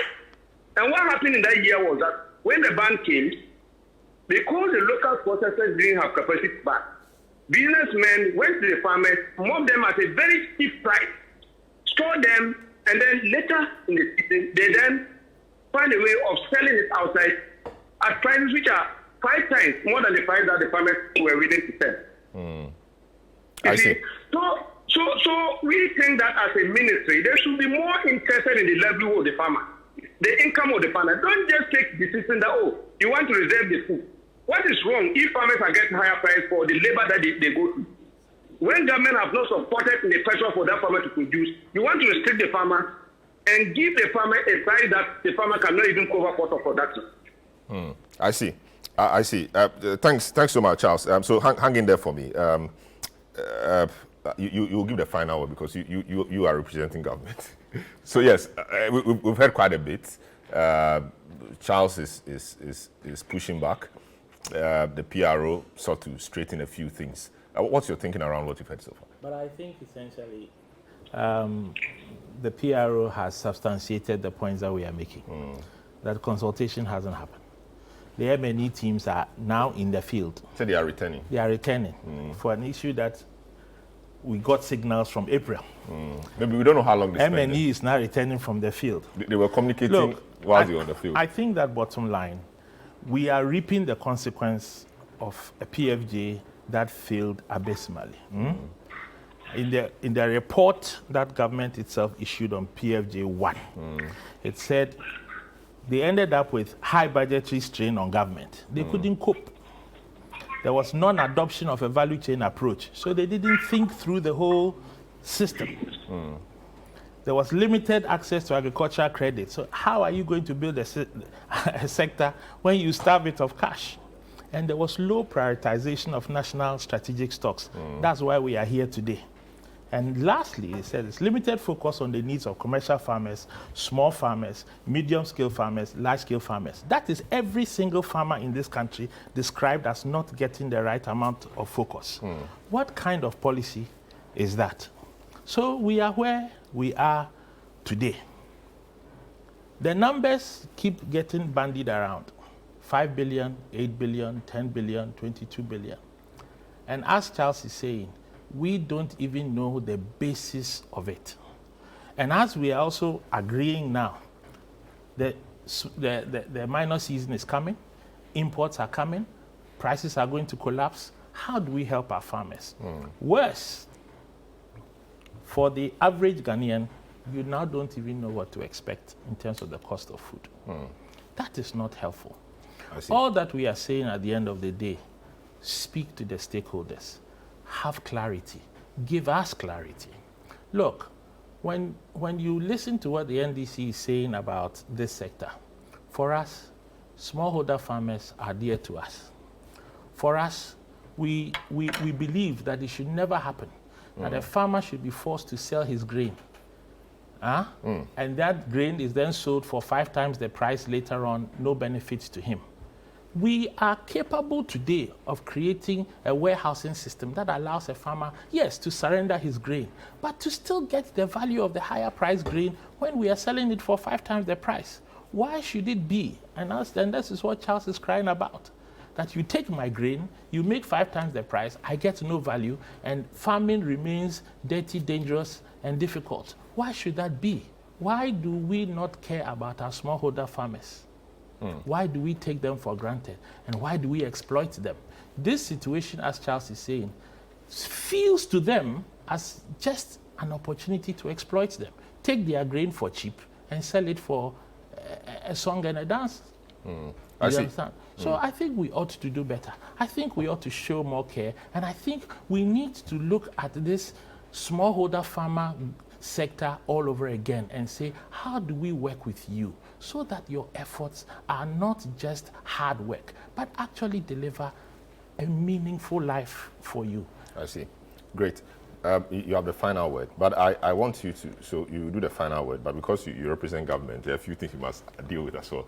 The issue about deploying the military to the northern part of Ghana, I mean, the 6 regions, Bono and all of those places, in order to secure the borders, to enforce the ban, is that the way to do it? People are raising issues about that and reading a lot of meanings into it. We had a minority a spokesperson on Interior and Defense, Agaga, raised some issues about it. He said this happened about 4 years ago at the OT and Volta regions in the name of those secessionist groups. We've not seen much of again. Now we're deploying the people the context, the pretext of going to secure our borders. That looks scary. That's what they are saying. Must there be military people at the border to secure it, to enforce this ban? Thank you, Selom. Was Honorable Agalga expecting that once the military were there, the insurgents should come and start fighting them? Because if we anticipate that there could be an insurgents there, and then we, as a government, deploy military, and nobody comes. You know, if you are security minded, are you going to think that, you know? You are referring to the Volta OT one? Yeah, the Volta OT one. Okay. Yes. So that was proactive. But after the fact, we've not seen them again. That's why I'm saying that was proactive. So they've run away? The insurgents, it depends on the military what have seen I withdraw, am but I've not seen saying them that it depends on what the national security picks. Okay. And security matters, we are not so much privy to these things. I cannot tell what the national security minister and the minister of interior, the minister of defense, what they are seeing. We cannot be privy to that information. Very well. So now deal with if the not for me. we have this problem, and even in our implementation of the planting for food and jobs, we realized that no matter what we did, people were still smuggling some of our inputs across the borders. And we had the customs officers, and we had the immigration officers. They outwit them. They use a lot of unapproved rules. And the government thinks that there are some security apparatus or some security institutions that they can use as a buffer to make sure that our plan works effectively. We achieve results. Because he indicated that they don't award you marks for effort. They award marks for results. And we are looking for results. But so if we are looking for results, then we must make sure that we don't fail after committing all this budget. And let me tell you, there are a lot of brains in Parliament. Because I've been there before. Yes. There are a lot of brains. Are you going back? No. You are not going back, okay. I'm not going back. There are a lot of brains in Parliament. We have a lot of brains on the Agri Committee, and we have a lot of brains on the Finance Committee. The minister, before he implements this, is not just going to, start implementing it. The Finance and the Agri Committee of Parliament, I believe, will scrutinize these things and all the necessary place. It doesn't appear so. How? Because the Agri Committee, we've not heard much. Yeah. The Finance Committee was only brought in because they needed some money. So you think the Agri Committee that does not exist? No, it exists. It exists. So it exists. Whether they were informed about it, they were let in on this another matter. So why didn't the ranking member for Agri talk on I think he has spoken. He said that the approach the minister is using is counterproductive. But my discussion with the minister suggests that he has discussed this matter with him. Formally? With him or with the committee? With him and the committee members. I see. We didn't get that impression, but that's fine. Yeah, that's the impression I just had from him. Okay. Yes. So very well. So let's take our time, but it's a healthy conversation. It's good everybody is bringing his opinion on board. Let's see how we are going to reshape this policy and make sure it works for us. When Nigeria did their ban, and then they were making progress, we were clapping hands for them. Other countries in the sub-region have also done that before. And I learn currently, even Burkina Faso has banned the exportation of grains. And Cote d'Ivoire, that they've all banned. So if we are the only people left, and don't forget, somebody was talking about 3 months. It's not a 3-month issue. But how long does it take maize to develop or to fruit? Yeah, you see, so the if you plant in September, what is even the guarantee that now that the rains have started, they are going to give us the best of years? But ideally or normally? Yeah, so what is the guarantee? You see, if a snake bites you, the next time you see an earthworm, you run away. You run away. For lack of irrigation, agriculture perishes. Please, for lack of irrigation. Please, we are thinking about even 2025. Yes, I'm thinking about 2025. I know we are already in a very hard situation all over the world, globally. So the least problem, you've seen uprisings in Kenya, you've seen demonstrations in Nigeria. If people are hungry, and then these things... But I think in Kenya, the young people said they were not being spoken to. And that's why they went on the street. And our farmers are not being spoken to. That's why I'm saying it's good we are having the conversation. The minister even told me he has consulted a number of farmer groups. He hasn't spoken with Charles. But Charles is even a former executive director. Yeah. I wouldn't know if he has spoken with the group. Whatever it is, this is an issue that demanded some prompt action. So once this is in place and the conversation is going on, I'm sure that with time, all the relevant stakeholders will be consulted and they will get the details of the information, and then we can move on from there. Whatever contributions they have, they should give it to the minister. Very well. And then we can move forward. Charles, so you are there. You heard him. I'm just moving on, but I just want to take your quick view on the military deployment. You said you were going to outline a number of measures to resist some things. I don't know if that is part of the military deployment. Just 1 minute of that. That is, in the first place, the way they describe businesses of smallholder farmers is wrong. How can you describe me producing my commodity without government support, without anybody's support, trying to sell it at a higher price as smuggling? You have your commodity, you produce it, open market. You have African continental free trade, you can sell anywhere. You are telling me because you are not giving me good price, I'm selling it here at a higher price, and you call that one smuggling. So that statement in the first place is even wrong. Very well, but I'm interested in the military deployment. Hello? I'm interested in the military deployment and how you hope to deal with it. So they are just trying to intimidate farmers. I think farmers are no more Ghanaians. Why will you deploy military on your own smallholder farmers who struggle to use their own investment, take loans to produce, and they get good market they are going to sell? And you are calling that smuggling. We are strongly against it. We did the same thing in 2022. It never worked. So why are we repeating the same thing now? I see. Thank you. The minister also described me as former executive director. He is also a former minister, but he's speaking for government. So what is wrong if I'm a former executive director and I'm speaking for my people? I see. I was not kicked out. No, the point. That's fine. The point is that maybe your successor, who is the current executive director, might have been spoken to. That's the point he was making. No, do we know whether he's been spoken to? Do we know whether he has been spoken to? No. I said, look, this decision, you need to speak here today on CFM, was correctly agreed by the association. I'm still a member of the association. If I'm speaking for my people. That's fine. We appreciate that. The former executive director has also been speaking on the same issue. I mean, the current executive director. I get that. That's so we're fine. speaking the same voice. That's appreciated. Thank you so much. So we take a short break. When we come back now, we transition to the COCOBOD discussion. And my guests for that will remain the same. Harry Amson, Dr. Sagri Bambangni, and then Dr. Charles Nyaba. We'll take a short break. We'll return. COCOBOD days ago said that they were not going to do the syndicated loan as sourced from offshore. Minister, just a few days ago, says no, they will do the offshore, but they will do other alternative sourcing. What's happening?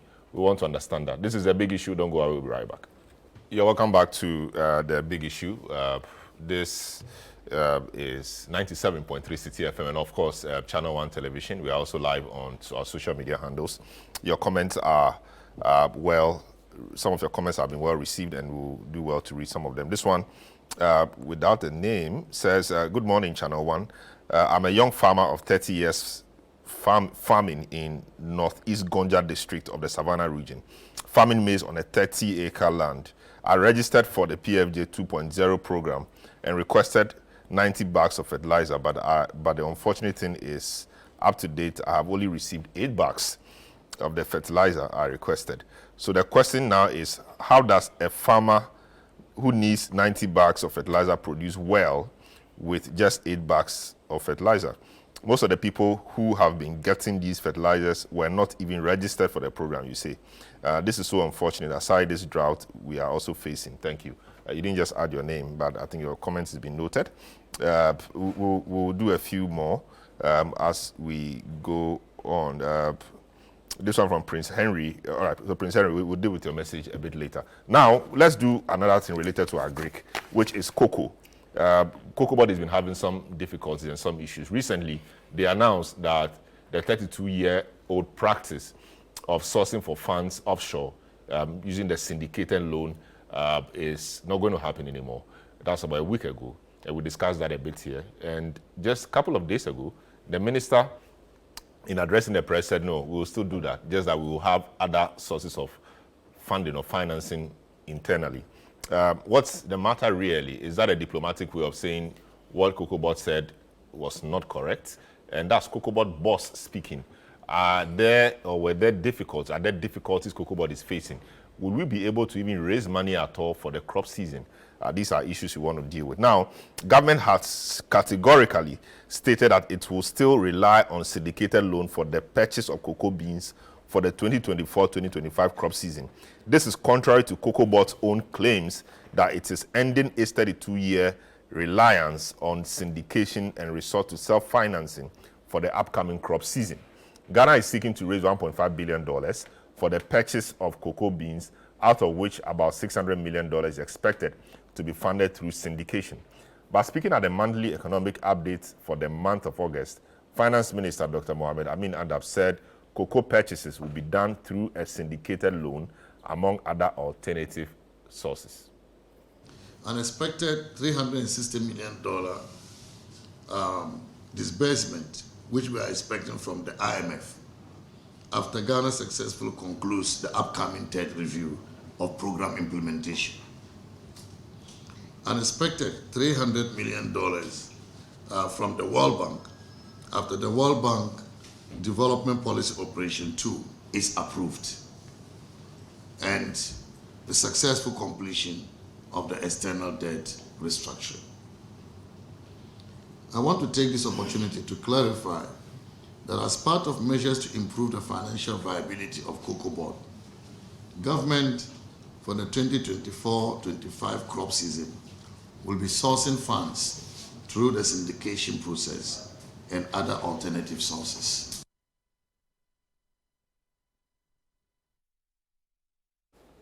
All right, so that was Finance Minister Dr. Mohamed Amin Adam speaking on the COCOBOD matter. My guests, as I did indicate, are the same. Harry Yamson, spokesperson for NDC on agriculture sector. Dr. Sagri Bambangni, former Deputy Minister for Food and Agriculture. Dr. Charles Nyaba, former Executive Director of the Peasant Farmers Association of Ghana. Gentlemen, once again, you're welcome. I'll start with you, Dr. Sagri Bambangni. You've been in the sector for a while. Indeed, when your government came to power, COCOBOD, which used to be under the Finance Ministry, was now moved to agriculture, and which means that now you have full, or you are no more there, but the Agric Ministry has full control over the cocoa sector. Now, COCOBOD is telling us that they are ending a 32-year-old reliance on syndicated loans. We know syndicated loans had a part they played in helping the cedi stabilize. They said they were not going to do that again, only for the finance minister to come and tell us that, no, hang on, we will still do it, just that we'll have some alternative sources. What's the issue there? What's happening? Why are they not speaking from the same sheet? Honestly, I have not spoken to any of the authorities on this issue. Okay. So I wouldn't be able to tell you exactly what is happening. Okay. Except that I also just heard him say it. And I believe there would have been a good cause for what he said. So if perhaps COCOBOD, came up with a model, and after, a brief review of it, the minister as well as COCOBOD thinks the model is not the best, and therefore there's the need for the variation of that model, then the minister can announce it. So let's see what happens, because whatever is going to be, the minister will have to take that package, to Parliament, and the parliamentarians will review it. The relevant committees are going to look at it, and the plenary of the Parliament of Ghana will also take a look at it. So whatever it is, I don't think we should have any fears, because the people's representatives will. You have so much trust and believe in the people's representatives, which should actually be because you've been there. That's what they do. I have been there. But that trust, a lot of people think otherwise. Some of the people think that they are there for themselves. Yes, people don't understand the work of Parliament. A lot of people don't understand. And so sometimes the impression is like, when we are there, we should always disagree. You see, but that's not the case. It's not all the time. Even on this platform, there are some issues that I agree with my, younger brother here. Yes, there are some issues that we agree. So in Parliament, it's like that. Sometimes about 90% of the time, the parliamentarians agree.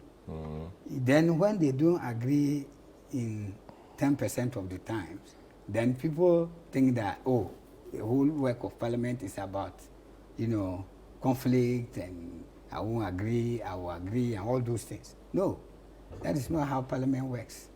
So Parliament will do due diligence because you cannot go for a syndicated loan without going to the people's representatives.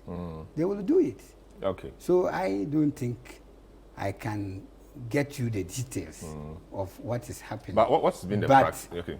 But whatever it is, Parliament will deal with it. The practice over 32 years has been syndicated. Some of us have asked that if you've been doing this for 32 years, is it the case that you cannot be putting money aside small, so that one day COCOBOD itself will have money to go purchase its own beans?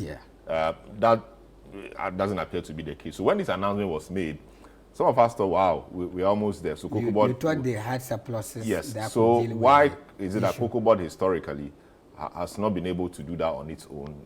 We don't see that. Why so? Yeah, it's not been easy.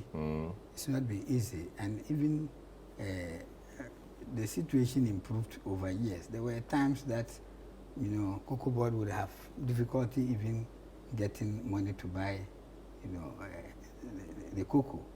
Yes, so it's not been easy. So I don't think they have enough surpluses to do that. Maybe they have been looking at mobilizing, domestic loans to purchase. But I don't want to be guessing. But COCOBOD, with all it does, just get a bean, sell it, make profit, give some to the farmers and all of that. How difficult is that we can't make profit from that? Yeah, well, when you are talking in theory, you can say it's just. If you go to a wholesale store at the industrial area in Accra and buy goods to go and sell in Makwala, you can just say it's just that. But it takes more than just that. Yes, you have to have some entrepreneurship skills to be able but that's to why... That's why I'm telling you that it's just not that. Because when you buy this, a lot of these things, you have to even support the production of the cocoa. So when you say that they just go and buy the cocoa, they support the production of the cocoa. They have a whole institute that researches and guides cocoa farmers.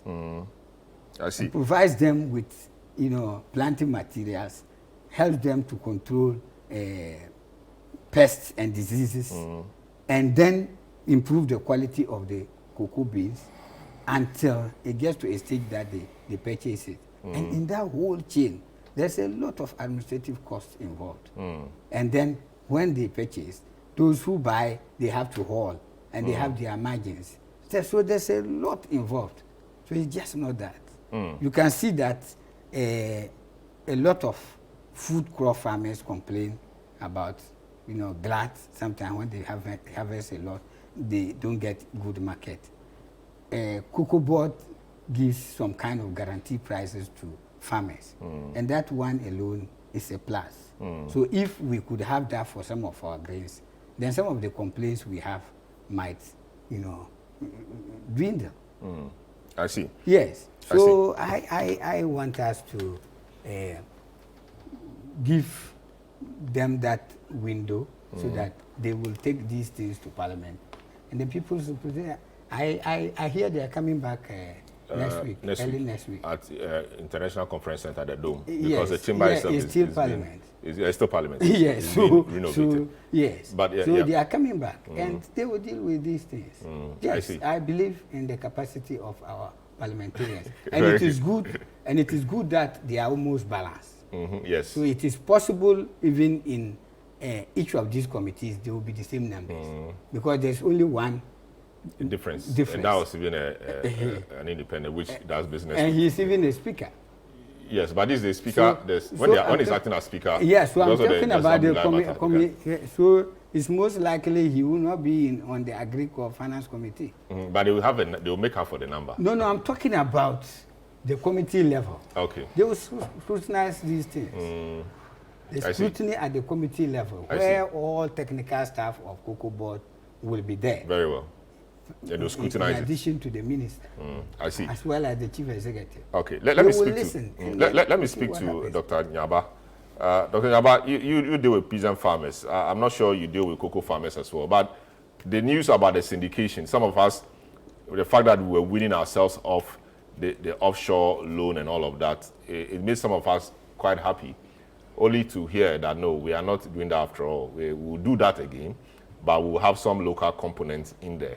How do you receive that news, and what do you think accounts for this U-turn? Hello, Dr. Nyaba. Who is this? Yes, can you hear me? Yeah, who's talking? No, this is City. This is City FM. You've been talking to us. This is City FM. We're having a discussion, and we've moved on to the COCOBOD matters now. Oh, please, I'm on the field. I haven't been there. I'm not there. All right, so I'm sorry. So I think we're having some issues there. We will get back to Dr. Nyaba. He spoke a few minutes ago. We'll get back to him and hear his view on the COCOBOD matter. But let me come to you, Harry Yamson. Of course, Harry Yamson has some slides he wants to speak to, but we'll put up the slides when they are ready in the course of. I can just talk through in the course of his presentation. Yes. So, what is the problem in your view? Syndication, we were happy it was not going to really happen the manner it's been happening for many years. Only for the finance minister to tell us otherwise. Well, I mean, let's take a step back. Why did we get into syndication in the first place? We got into syndication because as far back as the 90s, we came to a point where government could not afford to pay for the beans and acquire them from farmers. So we took a decision at that time to go into the financial markets, borrow, and leverage that money for investment in the sector and for other development purposes. It always remained a higher risk approach because we've always been an economy and a country that has had a weak currency, that has suffered from price volatility, that has always been at the mercy of the financiers when it comes to the interest rates. But I think that over the years, just as you said, the critical thing that we never did was to plan to wean ourselves off the need for syndication. Never did.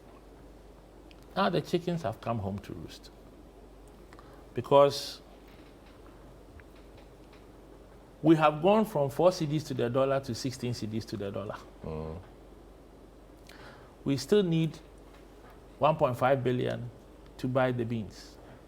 COCOBOD has gone from using 9% of the revenue of the sector to run its affairs, and they've at times touched 28%. So if you are spending so much of the revenue in running your affairs, rather than investing in the sector, paying the farmers, at the end of the day, things will come to a breaking point. Now, given the state of the general economy, the banks don't want to touch you because you are not credit worthy. We've gone as far as asking the buyers to lend us money.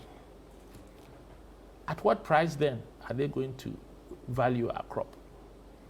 And what chance do we have of coming out of the losses of COCOBOD? COCOBOD declared a profit only by refusing to recognize losses that it has made. We can't run COCOBOD that way. The things that we should do, wean ourselves off syndication, we have not done. The things that we should not do, which is to lose the fight against Galamsey, we have allowed to happen. And we have not done anything to protect the ecology of the area where our cocoa comes from. So maybe we have left the battle to the Lord. But at the end of the day, we are in a situation where 450 to 600,000 tons is what we got. Nobody knows what will happen next year. But we are borrowing at the same level as when we borrow when we are harvesting 800 to 1 million tons. So that literally means we are taking on an unsustainable debt. Nobody has to explain this to us. The question is why? And anybody that you go to lend you money will ask the same question. They borrow 1.5 when they have 850,000 tons and 1 million tons. And they want to borrow the same 1.5 million when they only have 600,000 tons. How are they going to pay us back? The cost of things have gone up. But you don't have the crop. You don't have the crop. And we sell ahead. We are already committed. We haven't met our commitments. We are not going to get 1 million tons next year. But we are borrowing as if we will. So why would anybody touch us with a long pole? They won't. We have a crop that is produced in a cedi economy, which we can buy with cedis and sell for dollars. But we always go and borrow dollars to go and buy in cedi. Why so? Why so? It's been historically the case. Why so? But that is the question. Why so? You manage the sector. You've seen that new sources are coming on stream from South America, from Asia, even from other African countries. So when the supply sources are increasing and the market is increasingly becoming a buyer's market, why do you want to put yourself at the mercy of this change in the market dynamics? No, I don't think it's necessary anymore. You know, why do we want to be in that situation? So we have seen change coming and we have not responded. Now our sector is in trouble. Our trees are old, our farmers are old. We have to replant. Farmers don't even trust us to chop down the trees. We have disease. Everything is happening at the same time. The only thing that we are left with now is to take a step back and ask ourselves, how do we change the way in which we finance this sector and domesticate the financing of the cocoa sector? That has to happen. Look, we've never, over the period, found a way to bring the signs of our cocoa outside of government. So before that, this presentation by slides by Harry Yamsing, which are on the screen now, he's been trying to talk through them. So just so we follow the discussion. Oh, so you want me to step back? No, I mean, so maybe you can move to the next. You can go to the next. Okay, which is the cost of borrowing, right? Yeah. Yeah.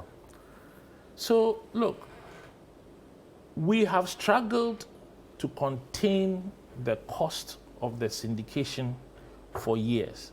This hasn't happened in a vacuum. This has been coming.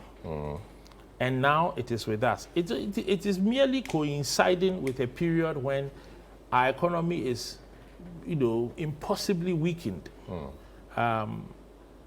It's also coming at a time when, well, the price has hit 10,000. Other people, other markets, other countries who use the spot market more, they have benefited enormously. But we are committed. We sold our cocoa for this year in years prior. So we have gained nothing from the high prices that came, or we have gained very little. Indeed, some cocoa farmers decided to send their cocoa to Togo and Cote d'Ivoire to get the benefit of the high prices. So we have lost every way you look at it. The thing is that going forward, there has to be a rethink of what we do with this sector. How do we make sure that we protect our cocoa? Already, because of Galamsey, we are losing our cocoa lands. Even when the Galamsey comes to an end, the cocoa is poisoned. The Europeans, the North Americans, they are all complaining about residues of mercury and all other things. So we are confronted with a situation where, going forward, we need to ask ourselves, where will we, or rather, what are we going to do to ensure that this sector turns around? At this point in time, we are talking about dealing with Galamsey because it is a huge issue for us. At this point, we're talking about our aged trees. It's a big issue for us. Disease remains a big issue for us. And you keep asking yourself this question: how is it that all these factors that are under our control anyway have been allowed to just... The issue about Galamsey is a huge one. And we've not really seen any real commitment from government and even from opposition's manifesto about how they intend to deal with the Galamsey menace, community mining, all of that, districts brought in, etc. They have not been No, I think there was a very significant to statement that our flag bearer made. And I think he introduced the idea of a gold board. That would encourage our small-scale miners to act within a structured framework, so that we would reduce this unregulated, illegal mining that has become the bane of cocoa. I think it is an important idea that we need to think about. Whether it is the board or Minerals Commission, ultimately what we are saying is that we have to find a way to formalize this sector, bring people under some control, because it has become an economy all of its own. We cannot bury our head in the sand and say that it is not there. But the thing is, how do you stop its worst effects? So there is a proposal on the table to formalize this and put them within a framework that allows us to better manage. So the NDC has not been silent. We have decided to take the bull by the horn and accept that we have a problem. But what would the gold board do? Well, because right now, if I mine gold illegally, what are my options? I also have to sell it illegally, right? So it keeps me completely out of any control. So what we are saying is that, okay, we will take a fresh look at this. We will recognize you, but it allows us to recognize the illegality. Not the illegality. You recognize the economic activity, and then you formalize it. It's the same issue. It's the same debate we had about Okada. We had it in the country. What were we going to do about it? You have to formalize it. You have to bring people within a framework that allows you to manage and allows you to control and reduce its worst effects. And that is exactly what has to happen with Galamsey.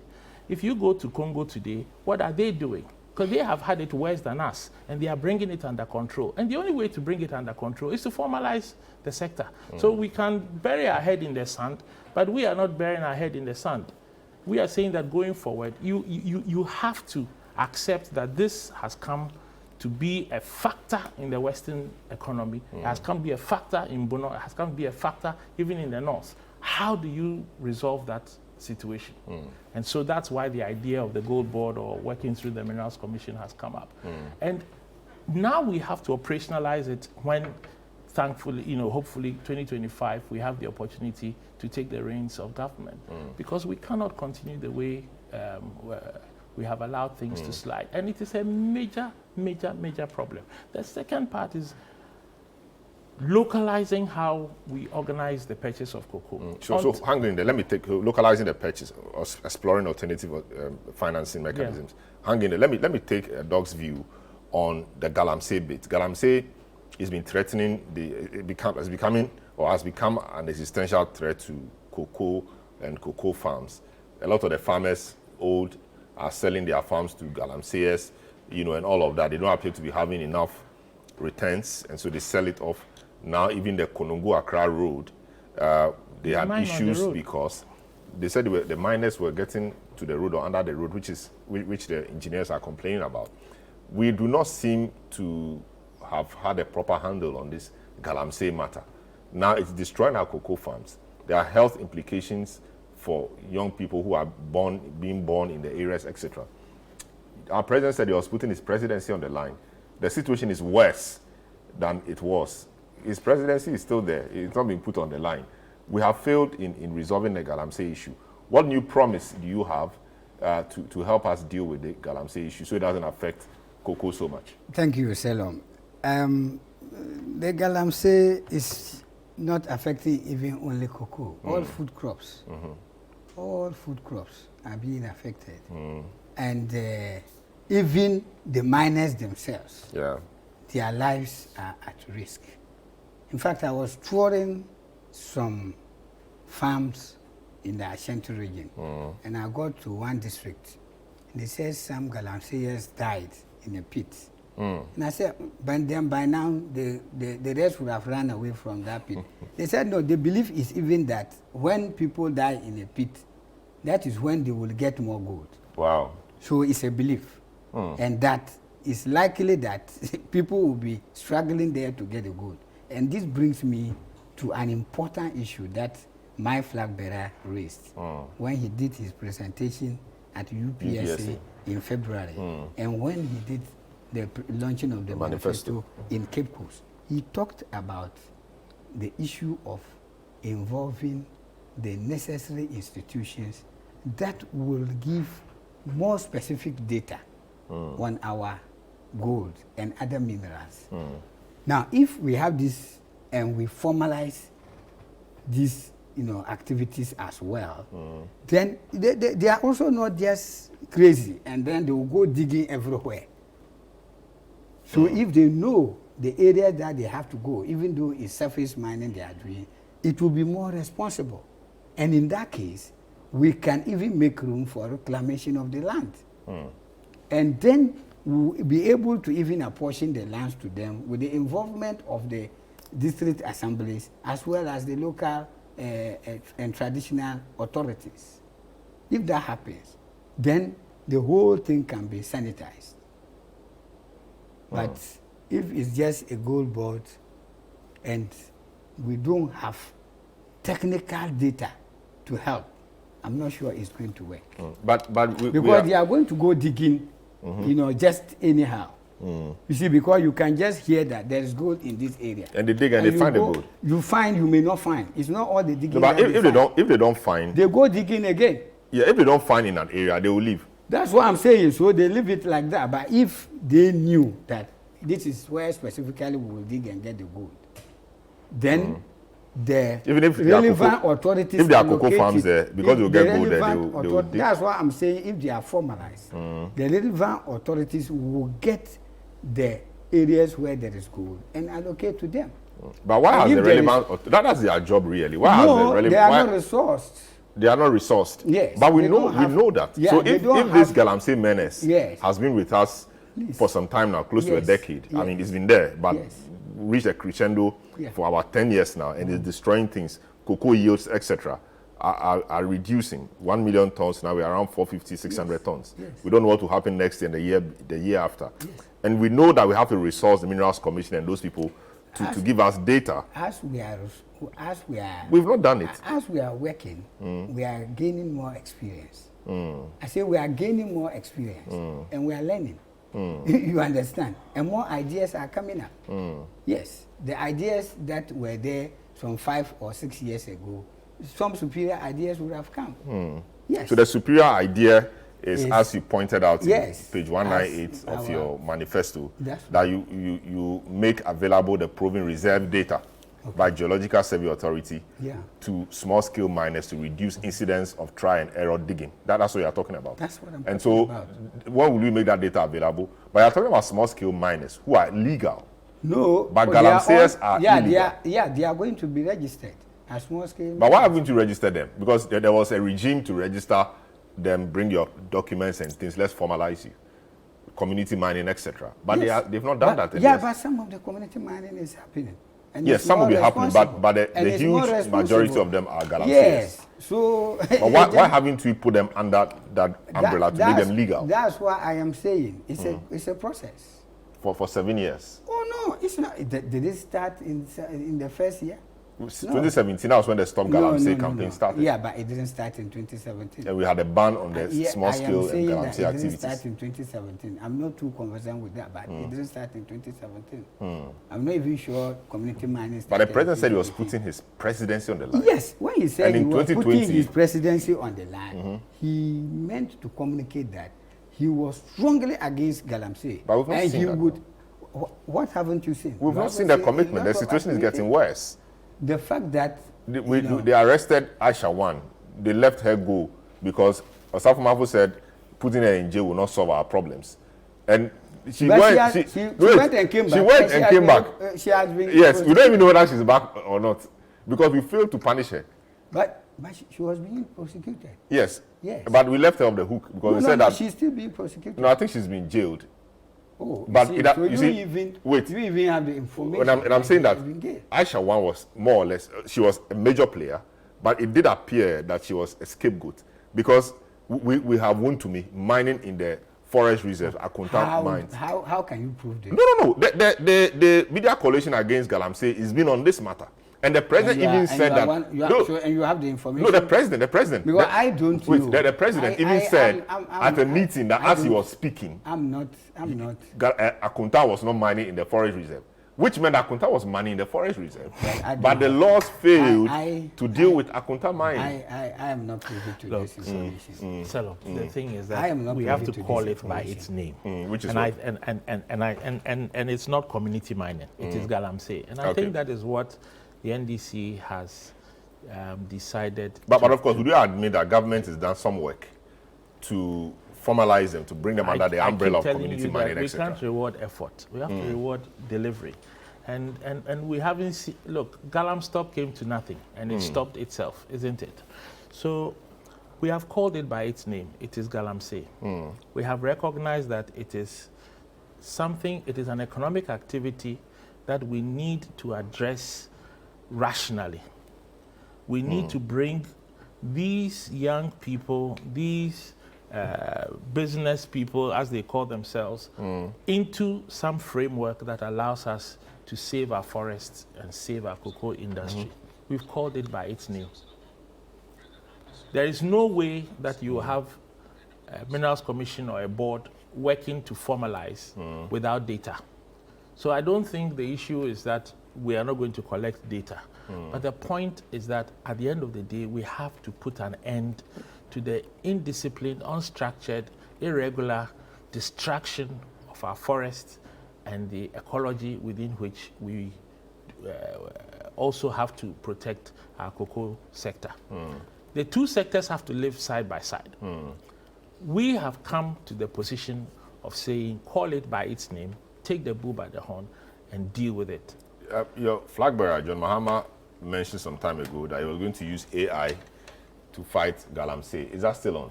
It is still on because you need sophisticated information systems.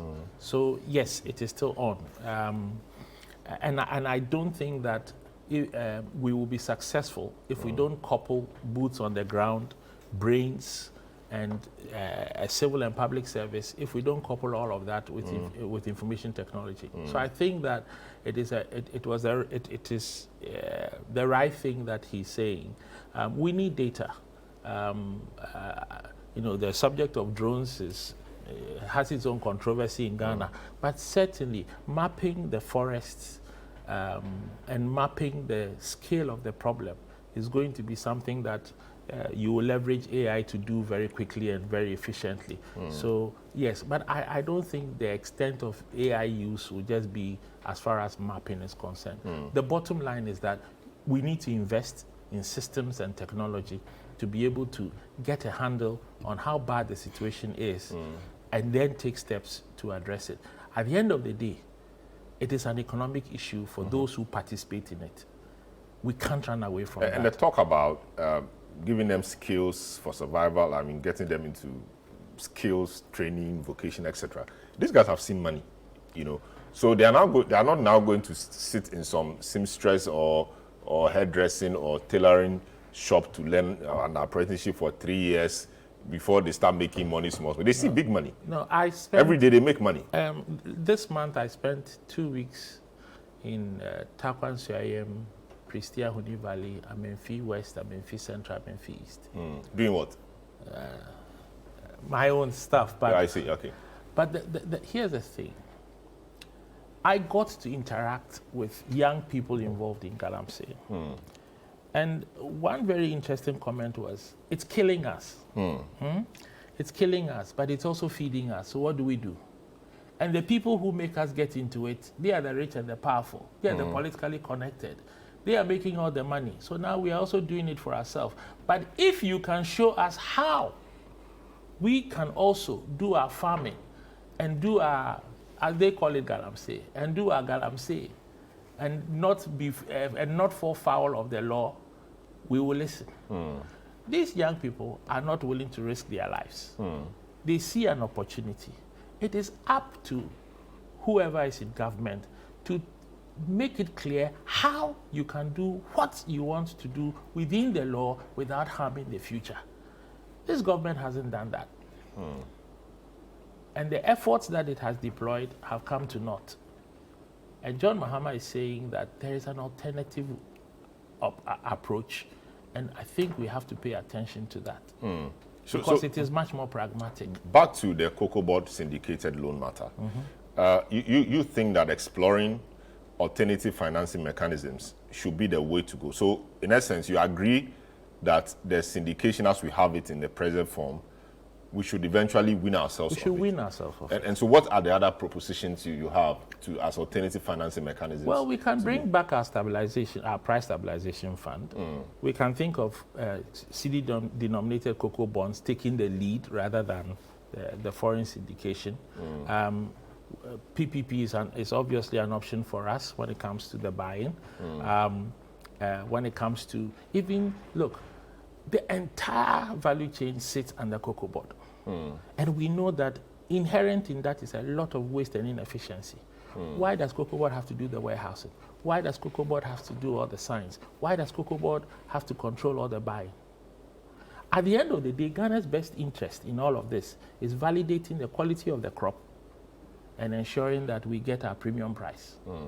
Do we need that entire architecture to be under government to just do those two things with all the attendant costs? Do we need to spend 28% of the revenue of the sector running COCOBOD?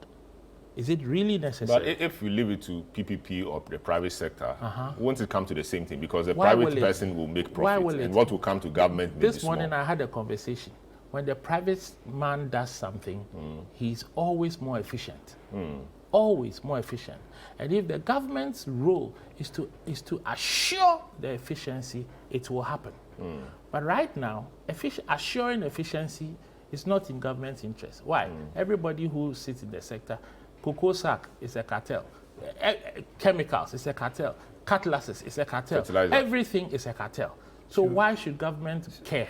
So when there is a shock,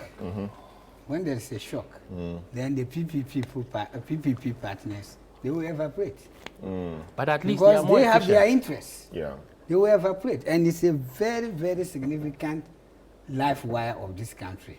So the proposal that he's making, I don't think... So you think it should still remain the way it is? Not the way it is. It may be reformed. But if he's thinking that, if you have to bring partners to take care of some of these things, at the end of the day, they have their interests. At a point, they will leave you at a point that you are not prepared to cope. So I'm not But sure. why do we I'm not assume- sure the way. Why do we he's assume that putting a it. private person will always work against the interest of the economy that feeds No, but the their private business? person wants profit. So if he's He not wants making profit, he will leave. But he Look needs at- it to be sustainable. Yeah, but Yes, that you understand? he can't make that his Most headache. of Anyway, the time, we most are- of He will the jump time- elsewhere. We are having most a of the debate time- about most of the government time you may control not and get private sector Yeah. control. but most of the time you may not even get enough indigenous private people, They'll be foreigners. and some of them will be foreigners. why? And before you realize, Why do you we know, assume their before interest we have changes, tried that we will their fail? interest changes, and then they evaporate and leave you in the middle of the sea. That should also make government Yeah, so that's want the to reason why. empower its locals to take up roles. Yes. So when we get there, then we can proceed. But my brother, For when now, do we get there? we can When do we start? Yeah, we can. When do we try? When do we reform? We can still reform COCOBOD. We can put some changes into COCOBOD, even some improvement in supervision and management can change a lot of things there. But if you tell me that, because this thing Turkeys has don't been- vote for this- Christmas. These things. Turkeys don't vote for Christmas. You are not going to ask the very institution and architecture that has brought cocoa to its knees to change itself.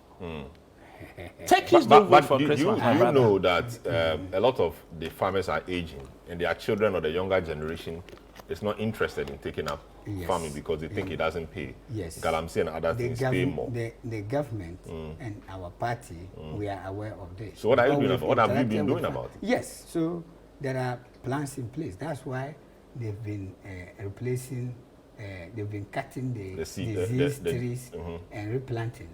And then they are also encouraging, and in our manifesto, there is a plan to encourage the youth to go into cocoa farming. I see. Look, we starved our cocoa farmers of access to fertilizer for 7 years under this government. How so? Fertilizers were available. They could buy. Why? At The man was reduced cost. getting it free. Now you say you should come and pay 50%. The same farmer that is poor, what good did you do him? But the farmers, we pay them. Why should everything be free for them? We pay them when Who we take says the it's seed. free? But I said it should come for It's it. not free because at the end of the day, when he sells his cocoa, you take a cost out of it and pay him.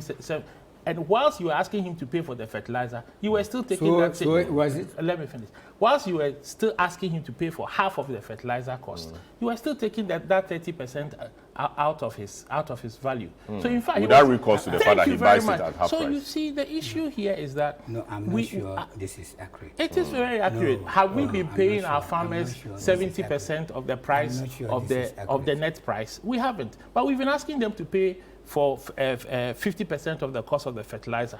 Have we not? For the last 7 years, we have. No, I'm not sure this is accurate. Okay. So what do you think the accurate thing will be? No, at the moment, because when you were calling me for this show, you didn't. Okay, so Yes. Okay, I see. You didn't but say but we were they, going he to has that discuss figure. this. So Yeah, you didn't say we were going to discuss this. So So I haven't. I don't have the the data. figure. That's fair. So, That- But that's the fair. policy has been that now farmers must pay for half of the cost of the fertilizer. It hasn't changed the amount. It hasn't therefore led to a decision to pay them a greater percentage of the net value. Yeah, that's why. So in effect, we've taken more money away from our farmers. I'm not too Why sure should about they that. stay in the I'm sector not too sure about if their costs are going up and their revenue is staying the same? I see you want to bring back the price stabilization Yes. fund like you indicated earlier. Yes. What would that do? But the price stabilization fund protects them against global shocks, such as we have seen today. Farmers were expecting to get about 6,000 cedis a bag. They got 5,200. Who covers the 800? It's How did you work- revenue how lost did you to them. work that I'm 6,000 saying out? farmers had an expectation. No, I'm just asking Farmers you. are How did you rational work? people. But the farmers, Which farmer told you that he was expecting 6,000? Why? You want me to share with you my No, conversations you see, with everybody? but If you no, go and but it's- converse with some one person. No, but it's not wrong to have an expectation. Yes. I Yeah, can have an expectation at the end of the month. I will pay X amount. But when I can be paid but that he or not, it's has another to- matter. But he has to let me know how he arrived at that expectation. No, it's an expectation. It's an Somebody had an but expectation. so he says farmers. It means he would have done some thorough research. By speaking And to then people. he knows that on the average, farmers expected this. So I want him to tell me the source. Why? Of that I come from a research. cocoa growing area. No. It doesn't Everybody matter I talk to if you come is from a involved in cocoa cocoa farming. So how much do we pay them now? See, let me 5,200. Let me tell you. Hold on. a We're bag of wrapping maize- up What actually. is the We just have 2 dispute? minutes. What is the dispute? Farmers No. had a greater expectation than the price they have received. I am telling And you that- that you don't. But you you saying that the are you saying farmers- that the farmers are satisfied with what they are Yes. paid now? Is that what you're saying? Which farmer will be satisfied with that? Yeah, so they have Price expectations. at Yeah, but- which he- so why yeah, they- but why are we why debating? is he putting 6,000? Yeah, because that's what No, came up. so Oh. that's I So you want him to disagree. prove? I want him to prove. So but I think it should be because 5,500. when I told you that I bought A two bag of- bags yeah, of maize for 600. at 600 each.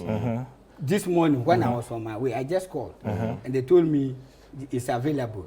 So I'm here to Momo, and then but they've reserved it for me. 600 each. 1,200. So that's factual.